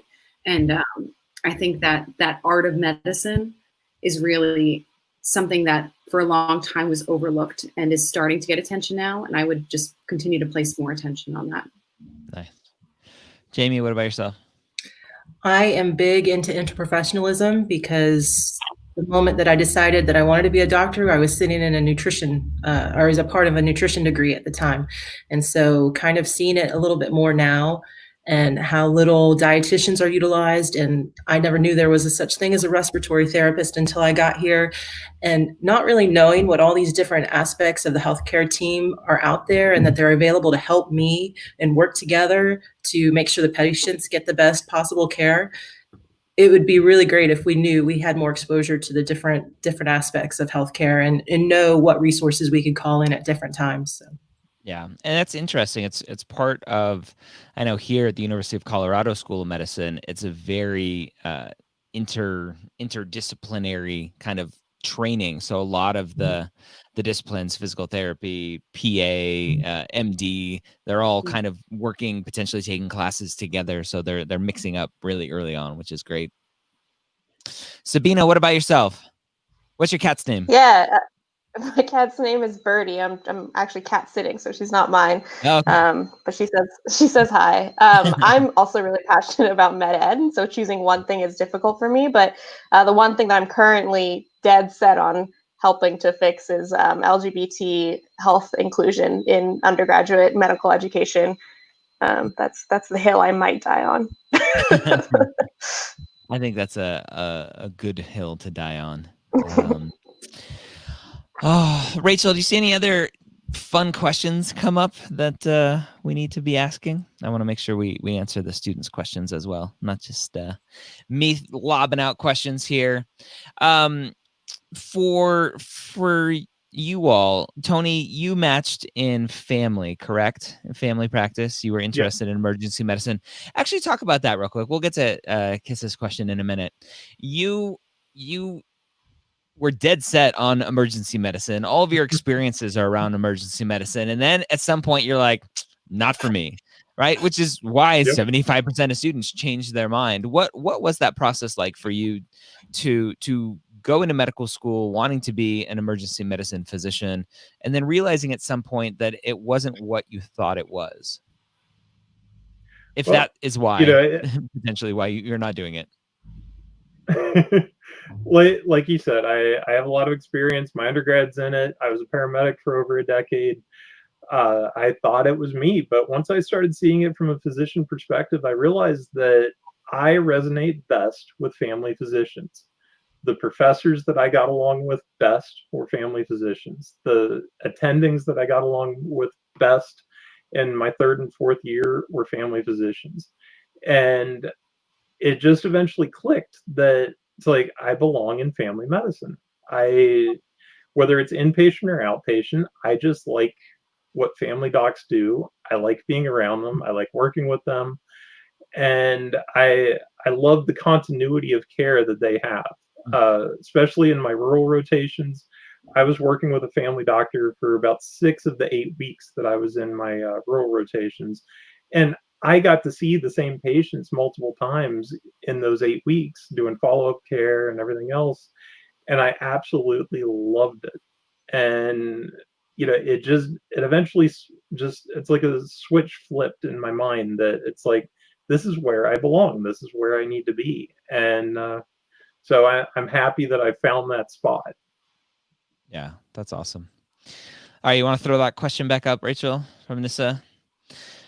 Are you all non-trads? I think most of you are. Now you're in medical school. Advantage, disadvantage? Advantage, 100%. Yeah. I mean, for one, my non-trad journey was the reason why I got into med school. So in that case, it's an automatic advantage. But then also just those extra years to sort of gain life experience, figure myself out, figure out what I want out of a career, all of that, just super advantageous to come into med school already having figured some of that stuff out. What was your original plan? Or were you always pre-med? You just had to take some time off for grade repair and stuff like that? Yeah. I was always pre-med. I entered undergrad pre-med and then didn't do too hot and had to take off some gap years to improve my GPA. Okay. I think the rest of you are like super non-trads where pre-med medical school wasn't on the path. So Jamie, what was the path for you to begin with, and when did you realize you wanted to go to medical school? I had no idea coming out of high school what I wanted to do. I enrolled at community college, took my basics, dropped out, moved overseas, came back, decided to get into nutrition, finished a degree there. Life happened, dropped out again, got into a career in management, did that for a few years, and was like, why am I doing this to myself? I hate it. What would you do if you could do anything? And I was like, I'd go back to school and be a doctor. And that's what I did. So that's my story in a nutshell. And I think definitely it's been an advantage. Obviously, that was a huge amount of life experience. And I think one of the number one things that it helps me with is it makes me realize the sky isn't falling so much whenever bad things happen. COVID-19 has been a challenge. It's been stressful. And I think I deal with it just a little bit better than some of my counterparts that are a little more traditional. Mm-hmm. Definitely. And Jessica, you were an actor before. Yes. What was that process like for you to go, enough Hamlet, I'm going to apply to medical school now? Yeah, I say I got really bored, so I decided to go to med school. It just, you never shadow an actress. So I think what I thought acting was going to be and what acting was throughout college, because I got my degree in acting. I was a double major, so I was drama and psychology. I was a drama and psych major. So I think when I actually started working as an actress, I realized this is not at all what I thought it was going to be. It's not as intellectually stimulating as what I was hoping. Because unfortunately, unless you're Meryl Streep, you're usually not going for those like crazy, interesting roles, or at least not at the beginning of your career. But I gave it a shot. So then I had to go back and take all of my pre-med classes in a post-bac. So I didn't have any prereqs done. So I had to basically redo a whole other degree and then go to med school. But it's 100% the right thing for me. And I'm so glad I did it. And I think, there's advantages and disadvantages to both. I have friends who went straight in from college to med school. And, there's an advantage to that. They're younger. They've got more energy, I guess. I don't know. They're not having kids during med school. It's probably an advantage. But, I think that I know what it's like to not have health insurance. Mm-hmm. Because I, was, prior to when you could stay on your parents until you're 26. So I know what it's like to make decisions as to whether or not you should see a doctor because you're not sure whether or not you can afford it or if it's really worth the money that it would cost. So that's, a very unique position to be in as a healthcare provider, to understand when somebody is making their health decisions based on finances. I've been there, I've done that. So I think that there is a lot of life experience that can be gained, and also, pursuing a completely different career has its own set of tools and uniqueness that can assist you in whatever you decide to do going forward. So I think, honestly, whatever your path is, it's fine and it's great. And you can make an advantage out of it or a disadvantage out of it, depending on how you look at it. Equifinality, the word I remembered earlier, is a word I heard on Dak Shepard's podcast. If you don't listen to Armchair Expert, it's a good one. Equifinality, meaning all of the paths lead to the same endpoint. So your path is your own. And Tony, what was your journey before medical school? I, as a teenager, was interested in medicine, but I was just burnt out by the time I was finishing high school. So I became an EMT straight out of high school. Then I got stuck in EMS. I fell in love with it, became a medic, and I started getting bored, went into management. I did that for a long time, but I missed taking care of patients. And my medical directors were the main influence to say, like, you need to go to medical school. Like, you're wasting your time here. You've got so much potential. And they pushed me to, finally pursue my dreams, and I did it. The one thing, like, advantage versus disadvantage is when I was in paramedic school, I think I took 3 pages of notes over the entire 11 months. I could just sit there and absorb information, and I worked overnight. So I was working overnight, going to school during the day, and I was functioning on about 3 hours of sleep, with a few days off here and there to catch up. And I graduated top of my class in paramedic school. 10 years later, get into medical school, and my brain does not work anywhere near that well anymore. And so I think that is a major difference. I have the advantage of all the life experience, and I had a lot of opportunities in medical school because of my life experience. The dean appointed me onto her advisory panel. She had a group of students that she would talk to and bounce questions off about the future of the school and about policy changes and different things like that. And she really liked my perspective since I had life experience. I wasn't just there to complain about problems. I would come up with solutions. But on the flip side, my younger classmates could just run circles around me when it came to studying and absorbing the information. And I really feel like I don't have the same abilities that I did 10 years earlier when it comes to learning. Yeah. Old people brains is a problem that we have. It's all right. You mix baby brain in there. Yeah, baby brain and old people brain. Oh man. Oh. Well, as we wrap up here, I would love to hear your kind of final words of wisdom for the students still with us. We have a lot of people who've been watching all day long. Crazy people they are. So final words of wisdom to help continue to motivate them, to help give them some words of wisdom as they're doubting themselves. What do you say to those students? Sabina, I'll start with you. Yeah, I think so. Being in med school is great, and if that's what you want to do, then just keep your head down or up and keep working hard to get here. You're gonna hit some bumps in the road, and just remember that, like, you don't have to do it alone. So reach out to help, whether it's from your peers, your professors, mentors, family, whatever. You don't have to get to med school and or do med school alone, and I think that is something that you should, like, really consider reaching out for help if you're struggling. Love it. Jamie? I always like to say you are more than just your MCAT score. You are more than just your GPA. You are more than your step 1 score. You are more than the hours that you volunteer and shadow and do all these things. I think the pre-med experience, especially when you're getting to the application stage, really kind of reduces you to feeling like that's all you are, and you bring more to the table than that. You are a unique individual, clever, talented person, and you need to remember that going through the application process and once you get here. And I wonder if Tony would agree, once you go into the residency application process as well. So awesome. Jessica? So imposter syndrome is real at all stages of this journey. It never goes away. No, I remember being in med school interviews and people were like, yeah, I was in Africa studying like AIDS research. And I was like, I was an actress. What the heck am I doing here? So I think that, Ryan always preaches, collaboration, not competition. It's on his shirt. And I think that that's really important to remember through all of this, to look at your peers, the shirt right there, to look at your peers, and it'll happen throughout med school too, and to look left and right and not compare yourself to them, but to be inspired by them, to say, wow, you're doing something really cool. And that's something that interests me. If it doesn't interest you, then don't do it.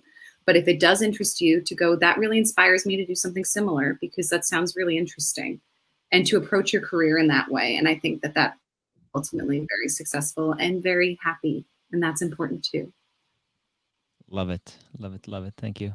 Tony, Dr. Tony Schweitzer. I think the most important thing to me is set reasonable goals, small achievable goals, and just achieve them one step at a time. Don't focus on 10 years down the road. Yes, you definitely need to dream about what you want to do 10 years down the road, but don't focus on it. You need to focus on the here and now, because sometimes if you focus on how far you still have to go, it's depressing. I mean, I'm almost done, but I remember, 7 years ago, just thinking I have so far to go. And, even when you look at an individual class, sometimes you think there's so much work ahead. Just focus on what you need to get done today, tomorrow, this week. And, time will pass and it'll come, but, don't panic. Just be reasonable. Love it. Thank you all so much for taking some time out of your busy schedules and your lives, and thank your significant others and all of your loved ones and your cats for letting you hang out with us tonight. I appreciate all of you so much. Thank you. Thank you. Thank you. All right. So with that, Rachel, come on, jump on with me. Woo. You're muted. You mute yourself. Now you're unmuted. Wait, nope, I can't unmute you. You muted yourself. There we go. I was saying, I feel a little bit weepy, just like all these like kind, amazing, talented, busy people giving us so much of their time. And, for you guys watching, like they gave us their time today, but they also like, a lot of them met with me in advance to make sure today went smoothly, and they put thought into what they were going to say. And some people wanted more structure, and Ryan's like, structure, what's that? And we were like, can you just hop on and like just have a conversation? It'll be fine. There's only like somewhere between 2,000 and 10,000 people watching. It'll be cool. So I'm just so happy that we've gotten through all of our guest speakers, and they were just all so wonderful. They were. Thank you for helping make it happen. Yeah. Operator extraordinaire. Indeed. But you too. You and I are a team. Go Team Mapped. Just a reminder, mapped.com pre-orders are available. They are there. We're going to do the little pre-order special, and we'll have some more like structured actual details on what that pre-order is. But the pre-order is through the 5th, right? June 5th, as we said. June 5th. Yep. Yeah. We have 100 people, I think, signed up already, or just we're up to about 100. Which is awesome. It's exciting. Yeah. So, final thoughts. Do you have any final thoughts? There were a lot of questions today that we didn't get to. Now, a lot of them are answered in existing podcasts or existing books. So I think one of the things that's tough, not just about being a pre-med, but anytime you're learning and you have a lot to learn. So whether that's, MCAT prep or being a pre-med or paramedic school, whatever it is, sometimes you think like, but I have the question now, so I want the answer now. And you forget that, well, hundreds before me had that question, and that answer actually has been answered. So I definitely encourage anyone still watching, take advantage of all the free resources. It's a big thing that Ryan and I believe in. Podcasts, there's hundreds and hundreds of hours of stuff you can listen to. Podcasts are a good form for Ryan in particular because he learns by hearing. So he likes to talk, to share information. I'm more of a reader, but I get tons out of reading the podcasts. Some of them are full-on transcripts. A lot of them are synopses. Sometimes I listen. I enjoy listening, but sometimes I also just read them. So it addresses multiple learner types. So take advantage of that. Spend whatever it is, $6 or $8 on the Kindle books. And make sure that you're taking advantage of all the free and low cost resources that you can. And then, for those of you that are interested, there's going to be one more resource available this fall, or available for pre-order now. I could not resist the plug. But part of the big point of today was to make today free and free forever. a lot of these conferences are only free the first day, and then if you want it later, you have to pay, and that's just not the way we're going to roll here. So this stuff will be posted immediately in one big ugly chunk that you'll have to scroll through to find time slumps, and eventually we'll slice it into pieces for you. But if you missed something, you're going to be able to get it again. So make sure you're using all those resources. Yeah, definitely. So I want to wrap up. I don't think we're going to go all the way to 10 o'clock, but I just wanted to wrap up. I think the day was amazing. We had so many great guests that shared their knowledge, their wisdom, their inspiration, their vulnerability. And really, as you go through this process, each and every one of you, as you go through this process, remember that the goal is to be you. I think at the end of the day, like, my mission in life is to make sure that none of you are doing things because you think you have to do them.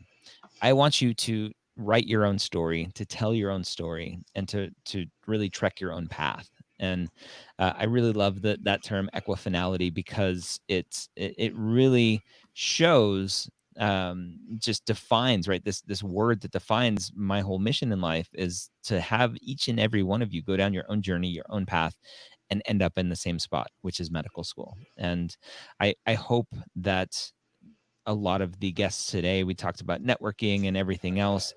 All of you watching this right now are your future colleagues. So reach out to them. You are all in this together, going through this process. And so I want you to use each other, lean on each other. And we have the Premed Hangout. It's an amazing community of, I think, 14,500 students, and growing significantly all the time, which is amazing. Mapped will, and Rachel and I haven't talked about this, but Mapped may be its own community as well. But you all are here going through this. Use each other, collaborate, don't compete. Right. And there is a spot in medical school for all of you if this is what you want. So I think I'm ready to sign off. Yeah. And go have a glass of wine or a bottle of wine. I think I'm going to have about a liter of water. Yes. Let me just make sure. Any last minute questions from any of you, whether it's about Mapped, whether it's about anything. I can do some little last minute Q&A if you need to. Love these notes coming in about how inspiring the day was. So that's awesome. Thank you all so much. Yay. I love it, love it, love it.